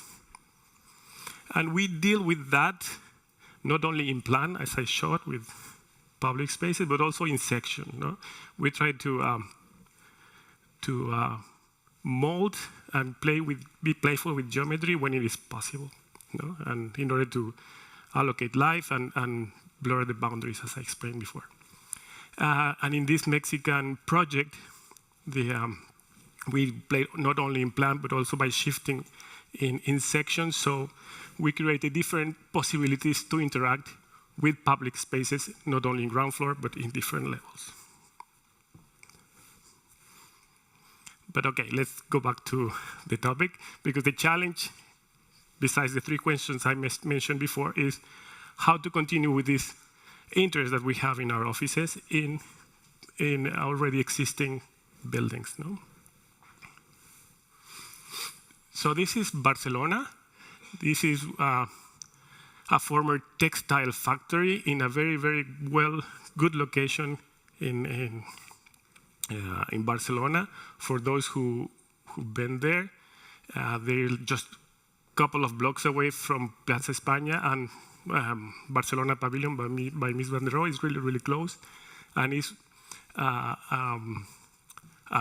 building that has the risk to be destroyed by time, no? In a very, very bad condition. And the other condition in Barcelona is that the city doesn't have one single archive, but multiple archives distributed in different neighbors with very bad conditions of preserving documents. So there was the win-win possibility for the city to have a good archive and for this building to have new life. So this is the original plan.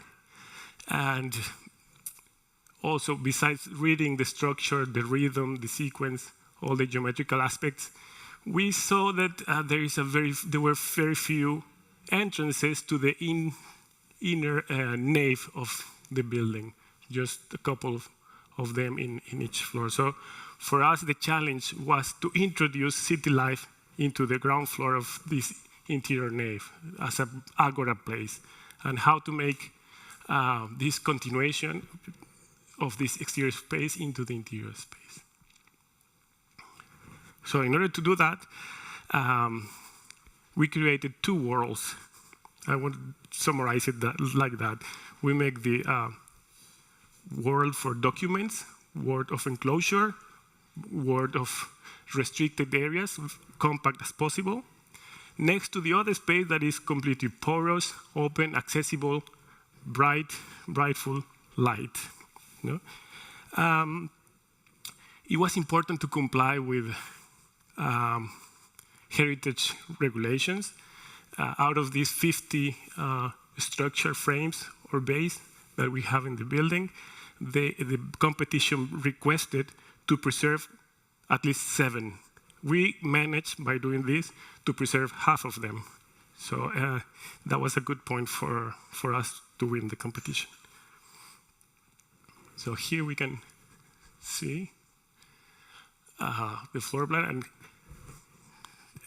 as somebody said before, I see grape hatches here that I don't see there, but okay, we represented the same way the outside as the inside, and there is no difference between the inside and the outside.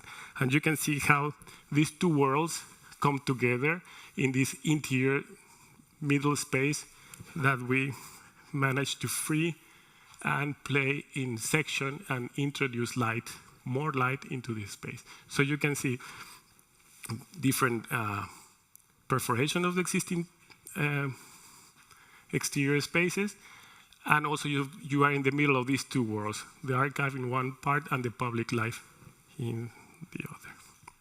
And in section, the strategy, in order to get that, because we were forced to maintain the outside container intact, at least geometrically, we were allowed to demolish some part. We tried to demolish the less possible, and we built 2 stories of compact spaces for archives, where in the public area we have double height spaces.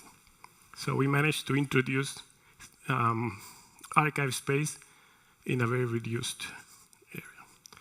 And in terms of sustainability and green approach, we managed to our proposal is to preserve this open public ground floor space free of air conditioning with just passive strategies. We have the luck that Barcelona has a very mild weather. It's more the demanding of fresh air that we can manage with natural ventilation and sun protection. But on the other hand, the archives, they need a very constant and permanent temperature and humidity.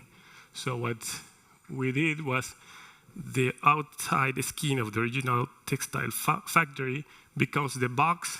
Within, we create a new box. So we make the box in a box, so we reduce the demand of active systems in order to preserve these thermic and humidity requirements.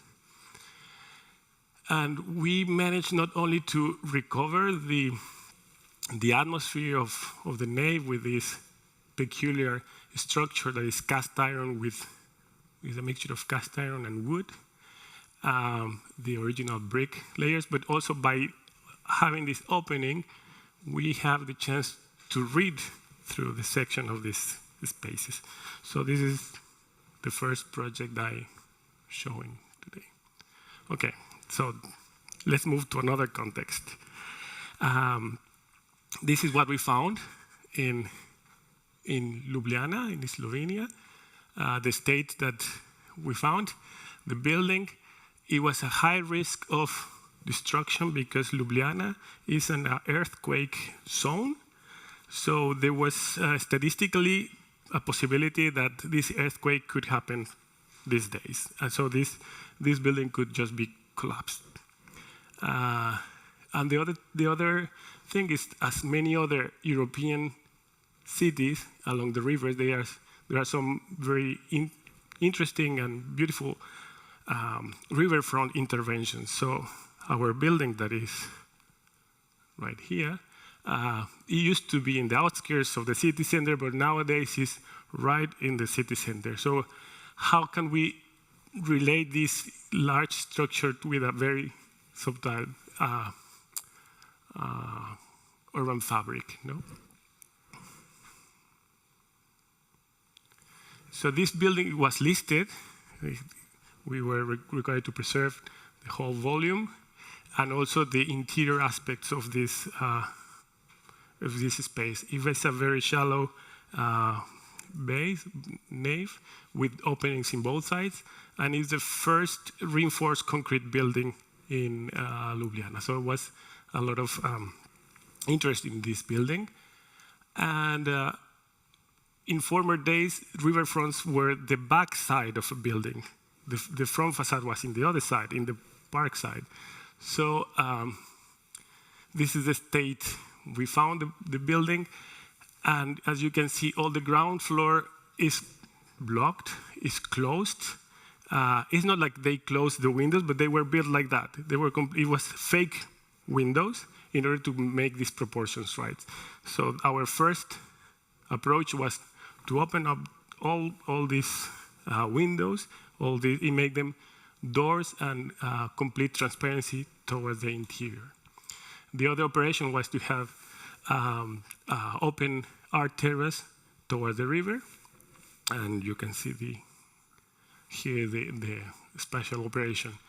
So towards the river, we opened this continuation with the public space, and it goes on to the park area in the back of the building.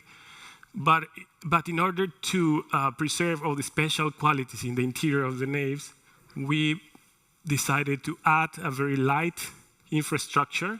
Is this light box next to the existing building, in order to allocate all the circulation, vertical and horizontal, all the technical lines, all the responsibility of technical capacity for the building are going through this space. Also, it works as a reinforcement of the structure, this building. And in the competition, there was also a request for an exhibition space, but finally we didn't do it. But you can see more or less how this light structure just gets attached to the existing building in order to preserve this interior of the space intact. Of course, we have references like how the circulation spaces can be placed outside in order to have an open plan, or like in Barcelona, this Palau de la Música, that is a very light structure that permits the the presence of the existing building to be out in the space, public space. So this is the outcome of this light infrastructure box that we placed next to the existing building. And here is one image of the original times, how it worked as a factory. And this is more or less how we managed to just introduce very light cabling for lights or water sprinklers, fire detections, but the main ducts, ventilation, and all the heavy conducts are in the corridor. Again, we miss this gray hatch here, but you can easily see that the original structure remains intact, and every other element that is drawn in a very light way can be removed if necessary. No? Only what is solid, what is massive, what is present is the existing. And then the other levels work more or less the same. So in case that you can reconfigure the interior spaces in the future, it is possible.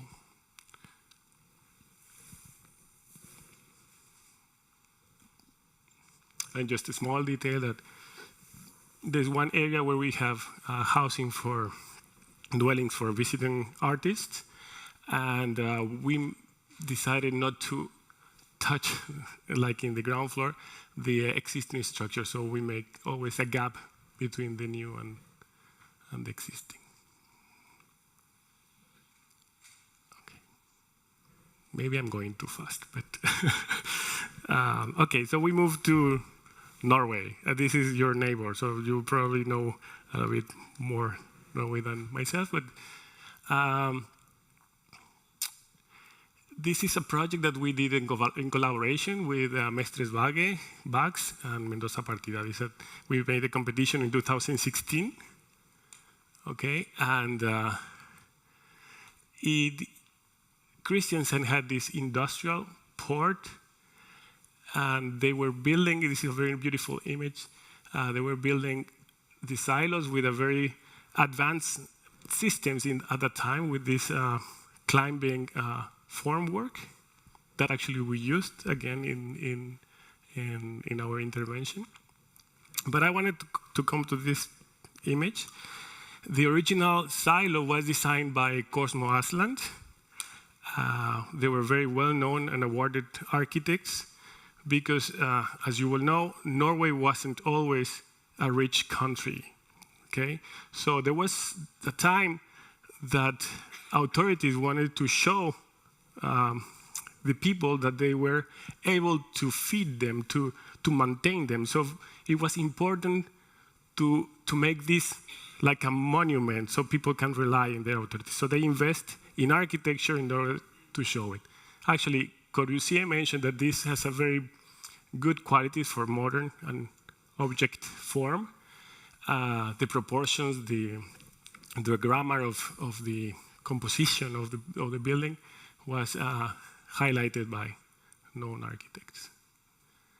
So the first structure was 15 silos, 3 times 5, and suddenly grew some years later into 30 silos, and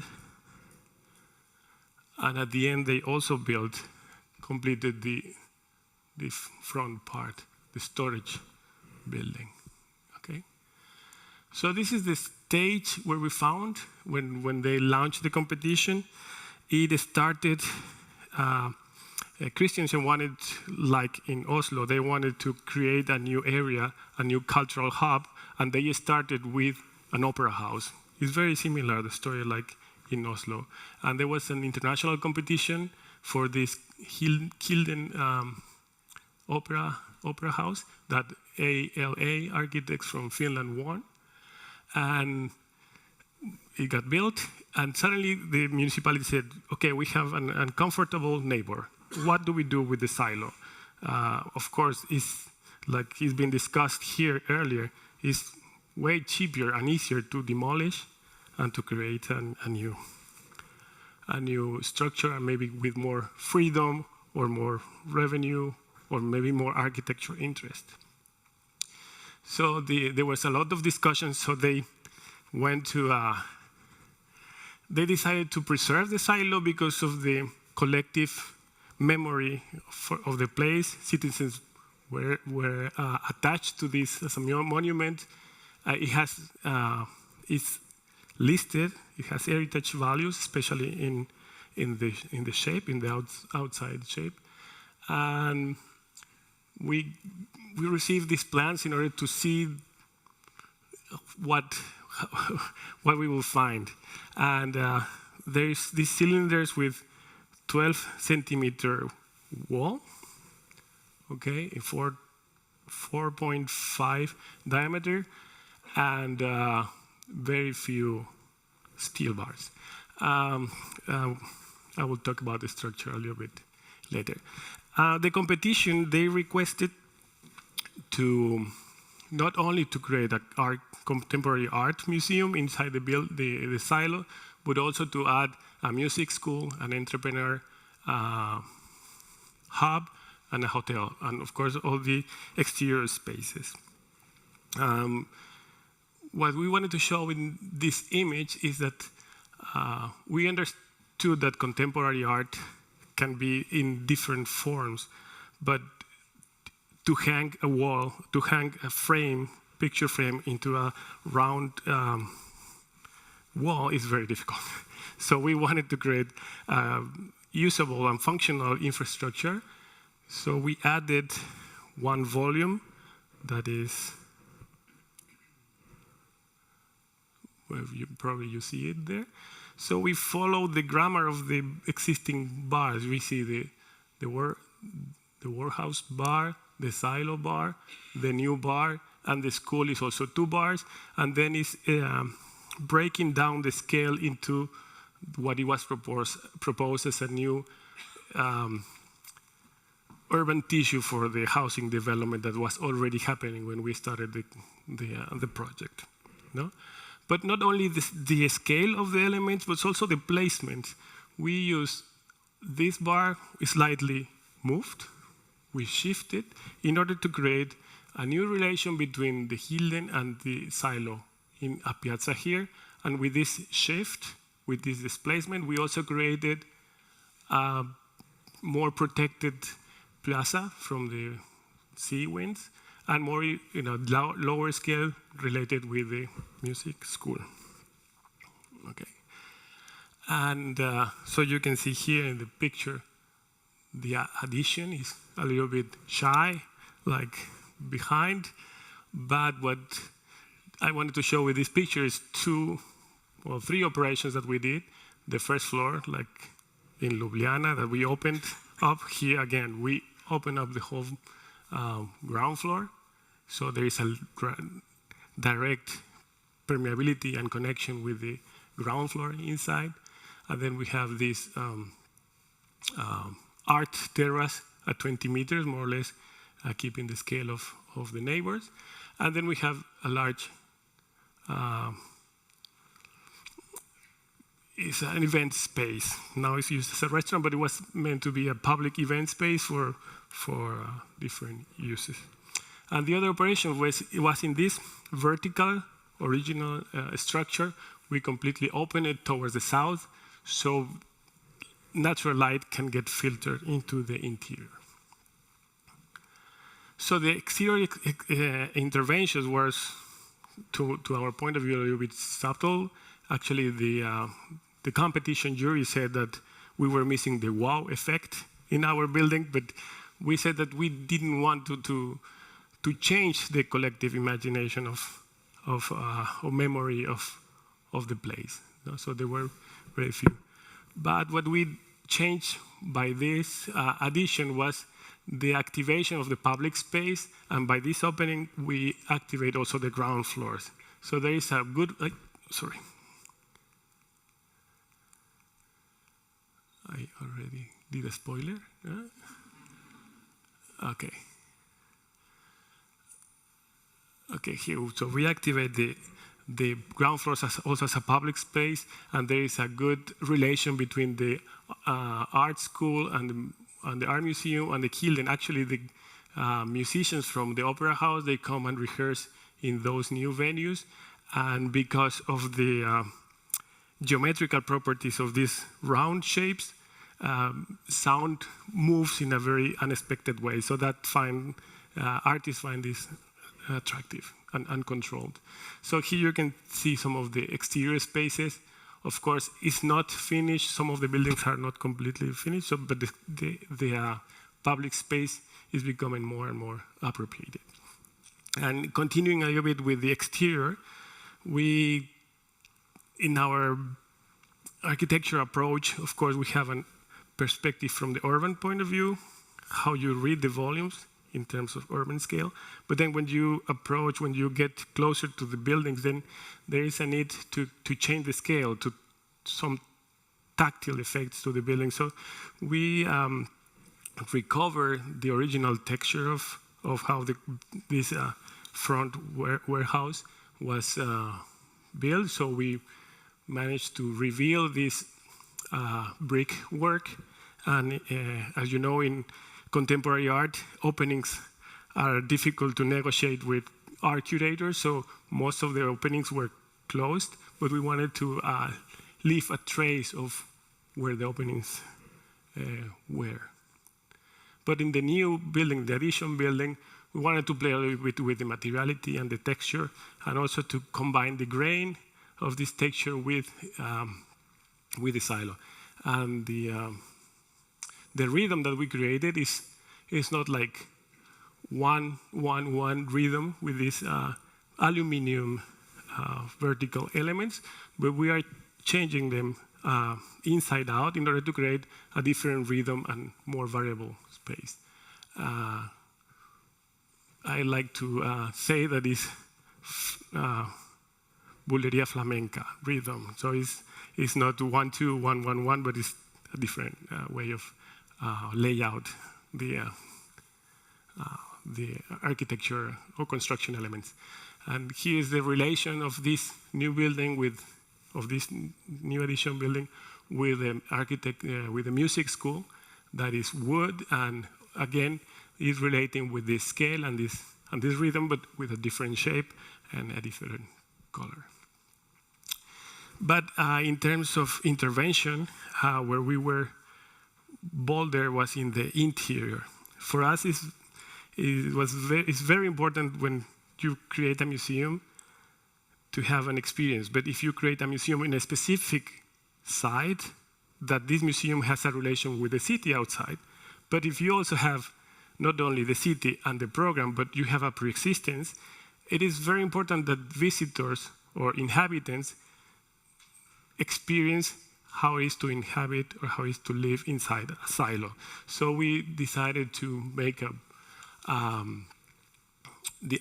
next to those ground floor openings and this south opening that I explained before, to make this horizontal cut at 20 meters. So we create what is called the Silosalen. It's a basilica-like space that actually makes an impression and makes this, what we were playing with, like surprise effect. So visitors can understand where they are and can experience or be proximate to the silo. That is a structure that is almost never possible to get really in touch. So you can see the silo, the extension of some of the silos all the way through the top, sometimes very close as a very low ceiling, and sometimes as a high ceiling. But silos are always present. And as I said, the light is coming inside also this way. So this is more or less the presence. And we managed to have this relation, this open relation to the outside. So people come together. Ground floor is completely free. People can go in and out. You start visiting the collection from the first floor, okay? And there is almost is completely public open space in the ground floor. And you can see like how we arrange the new spaces around the silo. So sometimes the silo becomes part of the exhibition space. Sometimes the silo becomes part of the corridor. And every time you go around, you have the experience of this space.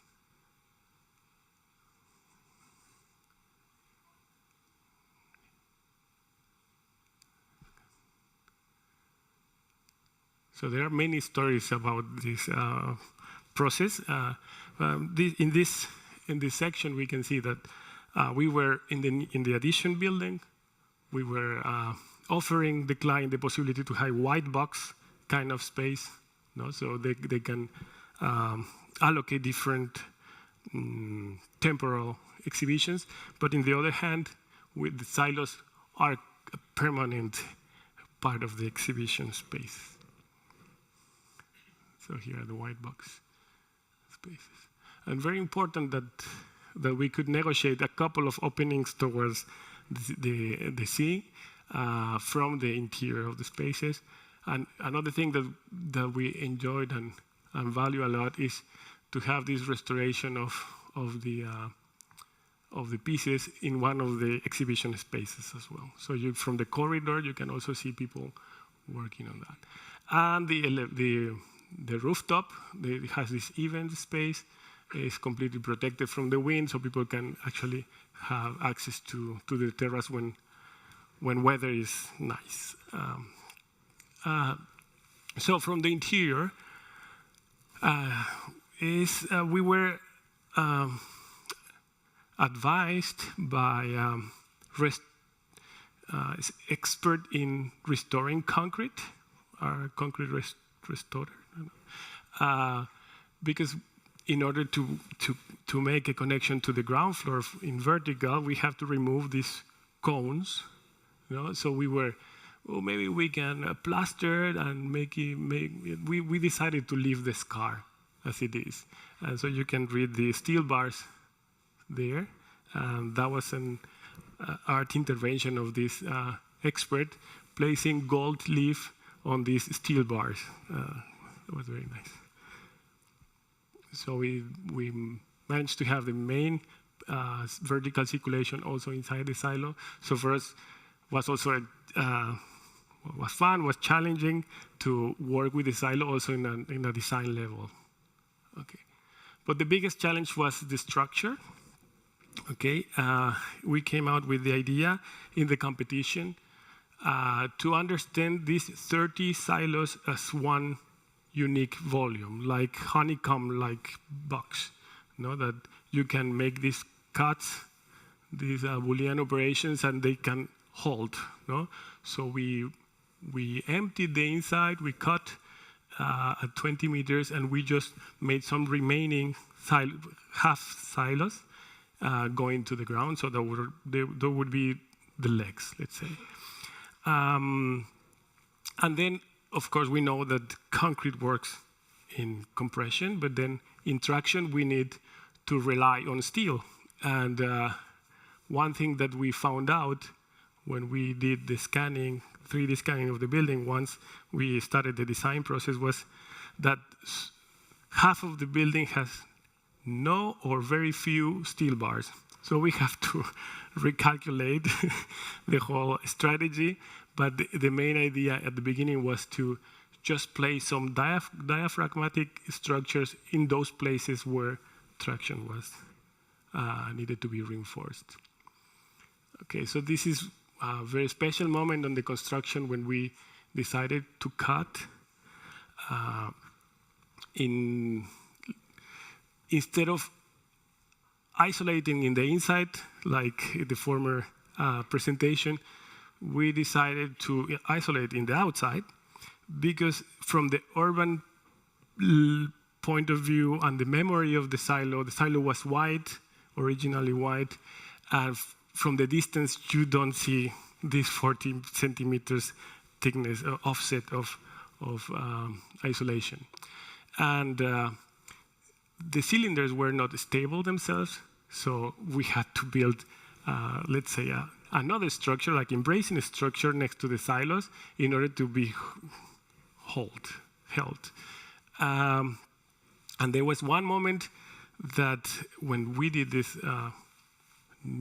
embracing structure, let's call it like that, we made some openings here and here, so we can have some post-tensed concrete beams in both directions. So those are the structures that are holding the silos flying. But we managed to have them a little bit recessed, like 1 meter recessed. So what we have as a ceiling is the shape of the silo itself. So this is a very beautiful moment when we did the competition, that we created this model specifically to work with light, to work with space, and so we can make some tryouts. I mean, it was a very interesting process in terms of design. So what we have found out, and we are very happy with, besides some recognition, professional recognition, I think people are very into the project. They have appropriated it. They use it a lot. It's regularly fully booked, not only by visitors of the art collection, which is very, very good collection, but also by the public spaces. No, it's used by citizens, by users that you would not imagine. So it's good that if we open up ground floors or museums, some activities, urban activities that cannot happen outside because of weather or because of technical solution, can be also inside. So we're very happy with the result of all this. So I will show you just a 4-minute video. So you live very close to Kristiansand, so you can come and visit, but before that you can see the video too. I think we have an issue with photographs, that photographs don't show how the space is. You really need to experience the space to hear the sound of the space, to touch the texture of the materials, see the light. So videos can somehow show you the intention.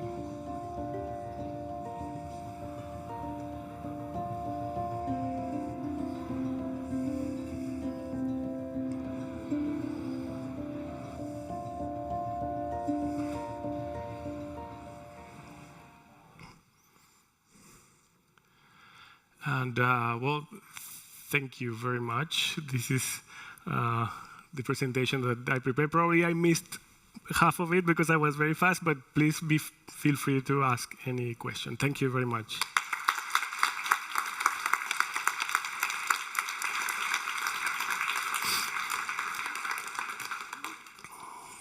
Thank you. Please have a seat. Still here. Thank you very much for your presentation. It was really nice to see the projects, and the only one I know is the Kunstsilo. Okay. From before, but it was really interesting to see the other ones as well. I think there might maybe be some questions, and I will open up for that. I have a lot of questions. Good. But I can stick to a couple, and then I let you in for other questions. And I would actually like to start from a more kind of theoretical level, okay. Because I noticed also in your presentation that, I mean, we have now touched upon a number of concepts regarding this, the theme of this symposium. And I was a bit interested in what you had to say about this. So I will start this with you can see it as a kind of warming up question. because we have for recent years, many years now, we have been marinated in a number of defining concepts, like buzzwords, like preservation, transformation, repurposing, adaptive, reuse, retrofitting, and a number of others. What I would like to know is what is your take on those concepts? Are they relevant for how we think and work in design processes? Or are they simply descriptive in hindsight? I mean, when we see a project made for some years ago, we can say, oh, that's an adaptive reuse. Yeah. Or this is a retrofitting. Or do they actually have some kind of prescriptive meaning? Are you kind of thinking about that when you have a new project?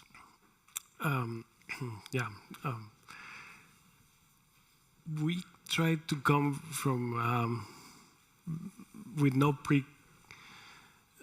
preconceptions when we approach any architectural design. I think what I believe that has made us be successful in some competitions is because we come from non-spoiled eyes or spoiled. Sometimes when we design a museum in Finland, people think that we are finished, and we are not. But we managed to grasp to those things that are relevant for the context, for even if it's a pre-existence that needs to be revitalized or refurbished or readapted. But we try to come with fresh eyes and see what is. What could be at the starting point for the project, or where there needs to be intervened. It's very difficult to explain because it's not a process that, okay, this is the step 1, step 2. We just get into it, start drawing, start making sections, understanding the public space, and then, like probably Carmen explained before what is the possibility of the structure and what is not, what the program is. So it's always a mixture of many, many ingredients that is difficult to place them all in a specific order. Or this comes first and second. No, we put them together, and it's like if you're making a tamiz, it's like something remains, so we continue with that. Yeah. So you, as I understand it, you're coming into a project with a very open approach, and you start by, as you say, some kind of contextual analysis, and see what is actually there, and you go from there. Yeah. Remind me of a course, but some of you know. But it's really sympathetic. I really like that.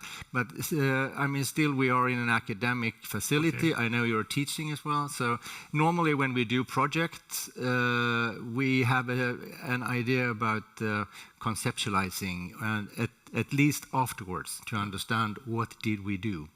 What is this? What kind of animal is this building about?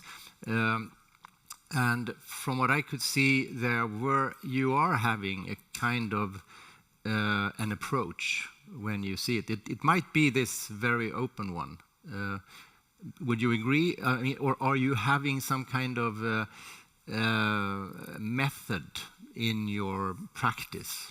I was talking before with Lina that we don't have the luxury to post-rationalize our projects.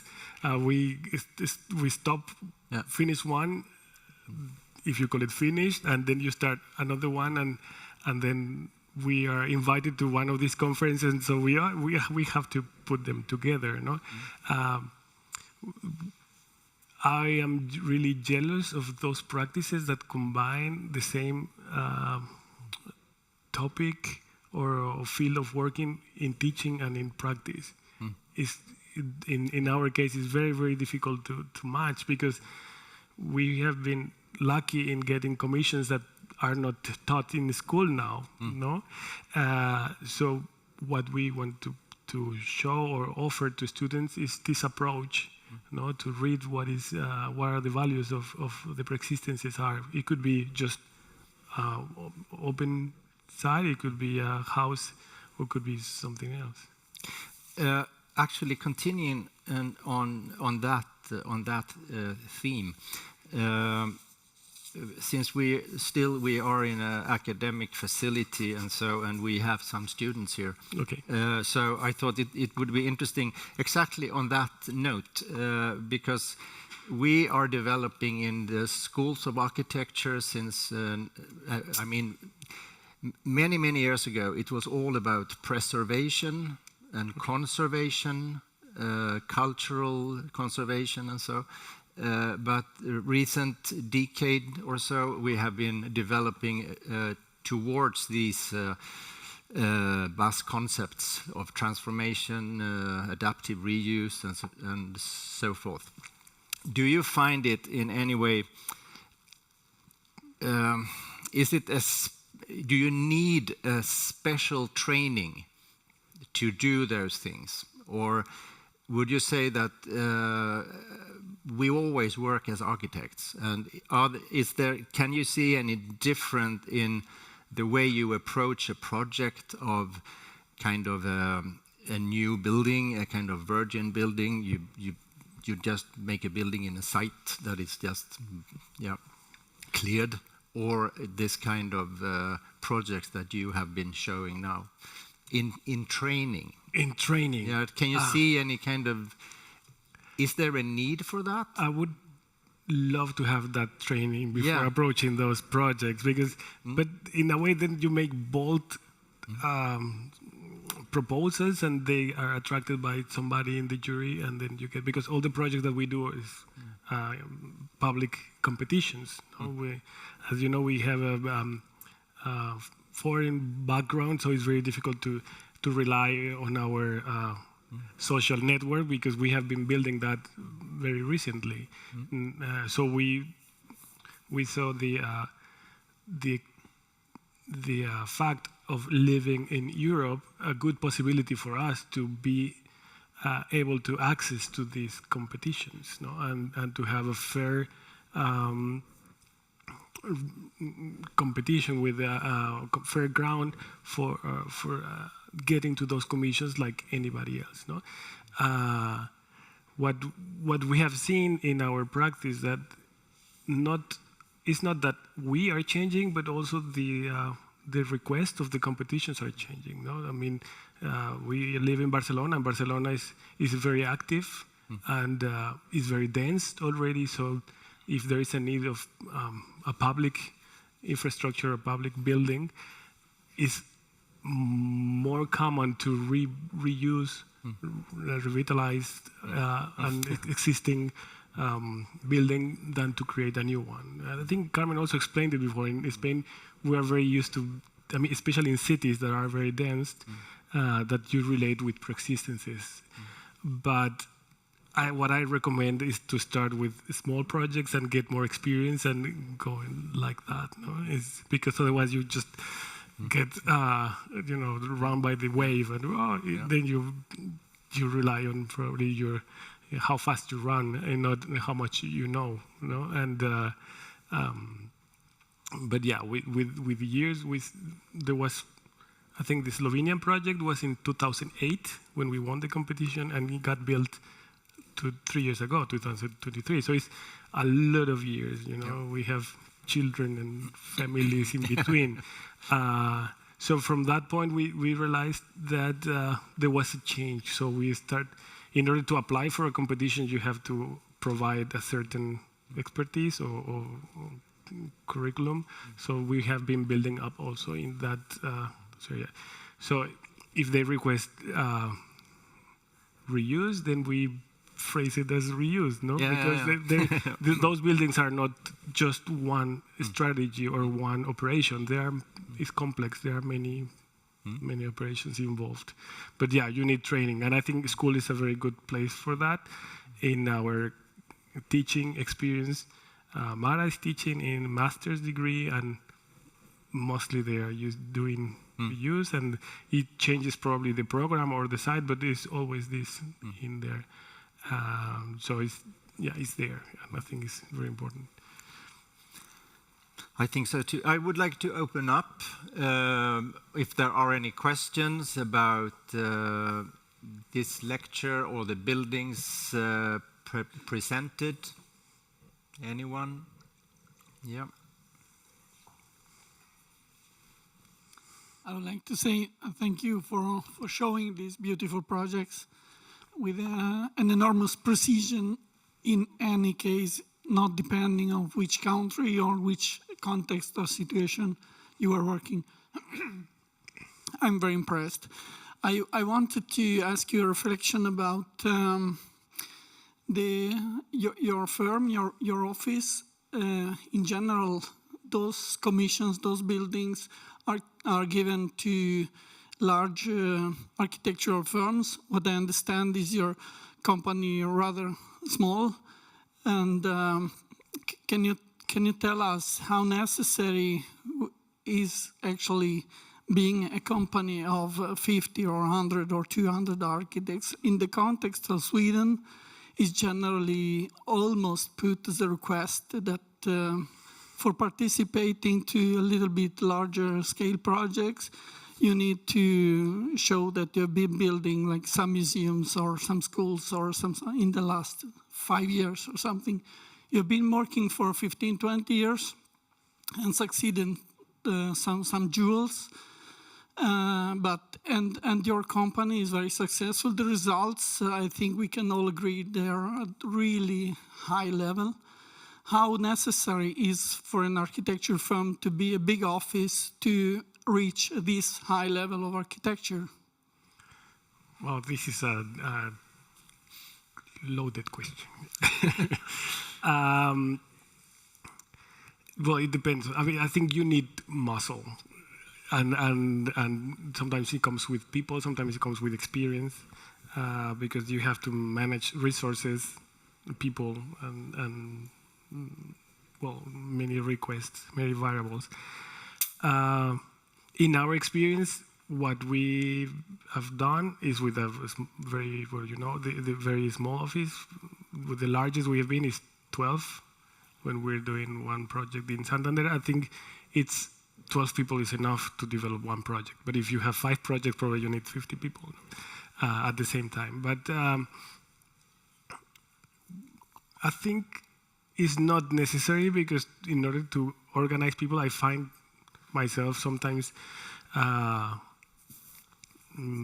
feel nervous that giving work to somebody gives me a lot of work, because I have to break down all what I need, what the outcome should be, and but maybe it's my problem. Huh? But I think it's hard to find the balance. But for us, has worked this way. Yeah, the size of 7, 10 people. I don't think it's necessary to do more. I mean, if you're doing an airport, probably you need more. And what the trick that we do is we collaborate with people, because in Spain it's very difficult. I mean, I wish I could win many competitions, but you win one competition every 10 you lose or more. So sometimes it can be like a period of having no work. So what do you do with 200 people doing nothing and just paying bills? So you have to manage this risk of having a small office, but when you need to do or you're interested in doing a large project, then you join with some other offices that have shared common interest or that have a different approach, so they make the project wiser. So I think in our case, it's multidisciplinary, but also polyedric in architecture approach, no? Because we have people coming from different backgrounds, like in the Kunstsilo, it's like one Catalan, one Slovenian, one Norwegian, and 2 Mexicans. So this is it sounds like a joke, but but we make a building together, no? So it was a very good balance. So this is, to answer the question, no, there's no need to have 200 people. I wouldn't imagine myself managing an office that large. I don't want to. I don't think it's healthy. Okay, we are close to finishing, so yeah, but I would like to put maybe a question more to bring in Kunstsilo in the mix. And that is about, we were talking about integrity as an architect before, and I was thinking about one thing about how we treat like concrete structures in transformation. That is a special thing, as you also showed. Sometimes you can think that casted concrete has some kind of integrity in terms of form. It's shaped in a way. When you start carving and cutting in it and change that kind of original form, there is something happening with, you could say that the integrity in some way get lost. Mm-hmm. This integrity of the casted form.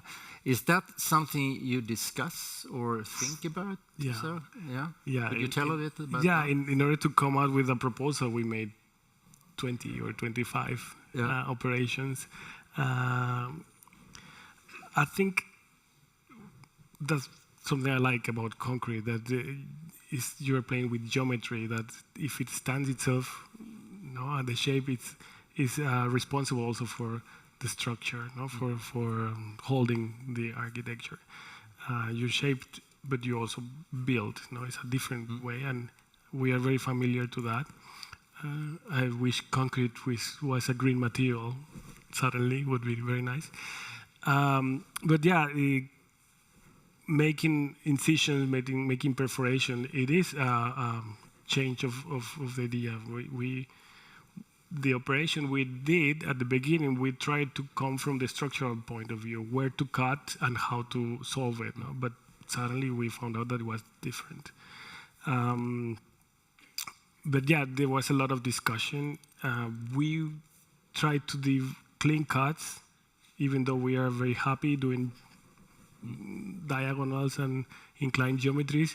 We understood that in that space, in order to preserve the special qualities of this cylinder or group of cylinders, clean cut would be enough.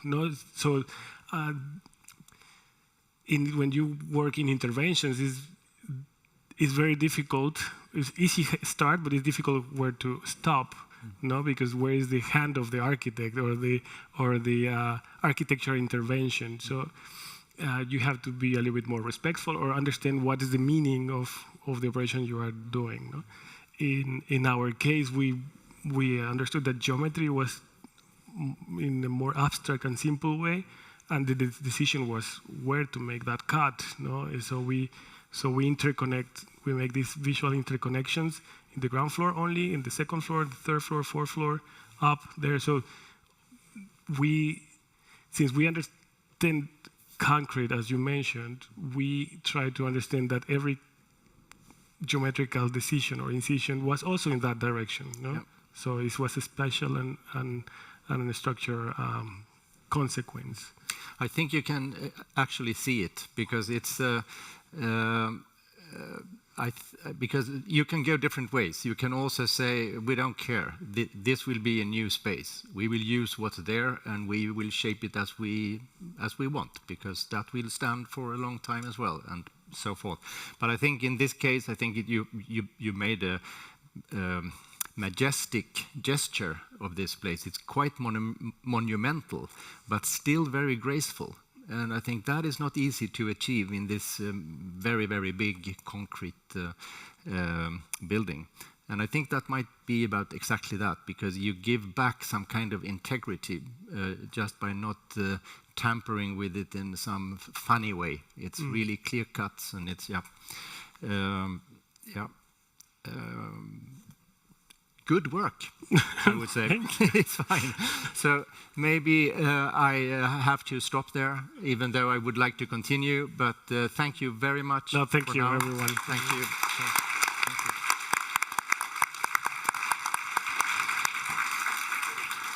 Thank you, Hector. It's a fantastic project. And it's actually this project that made us think about the thematic for this year. So when we met in Barcelona. So we're reaching the end of this year's, we're reaching the next step of this year's symposium. The sessions are over, and I would like to thank all of you for attending, students, invited speakers, faculty, and guests. It's been a pleasure to have you here. I also, of course, want to like to thank our sponsors once again. Check them out. Their logos are on the poster, so you make sure that they are visible, and they are here, of course. Now, for this year, we are grateful for Sveriges Arkitekter Skåne, the local chapter, to make it possible for us to arrange the bar in the Fullskalarlabbet, where we will continue discussions and talks and inspiring conversations over drinks and finger food. So you're all invited to move a little bit diagonally into the Fullskalarlabb and to continue the evening there. We have also arranged spots where all the students are able to, and guests and everyone else are able to meet the invited guests for continuing in-depth discussions with all of you. So thank you. Hope to see you in the Fullskalarlabbet soon.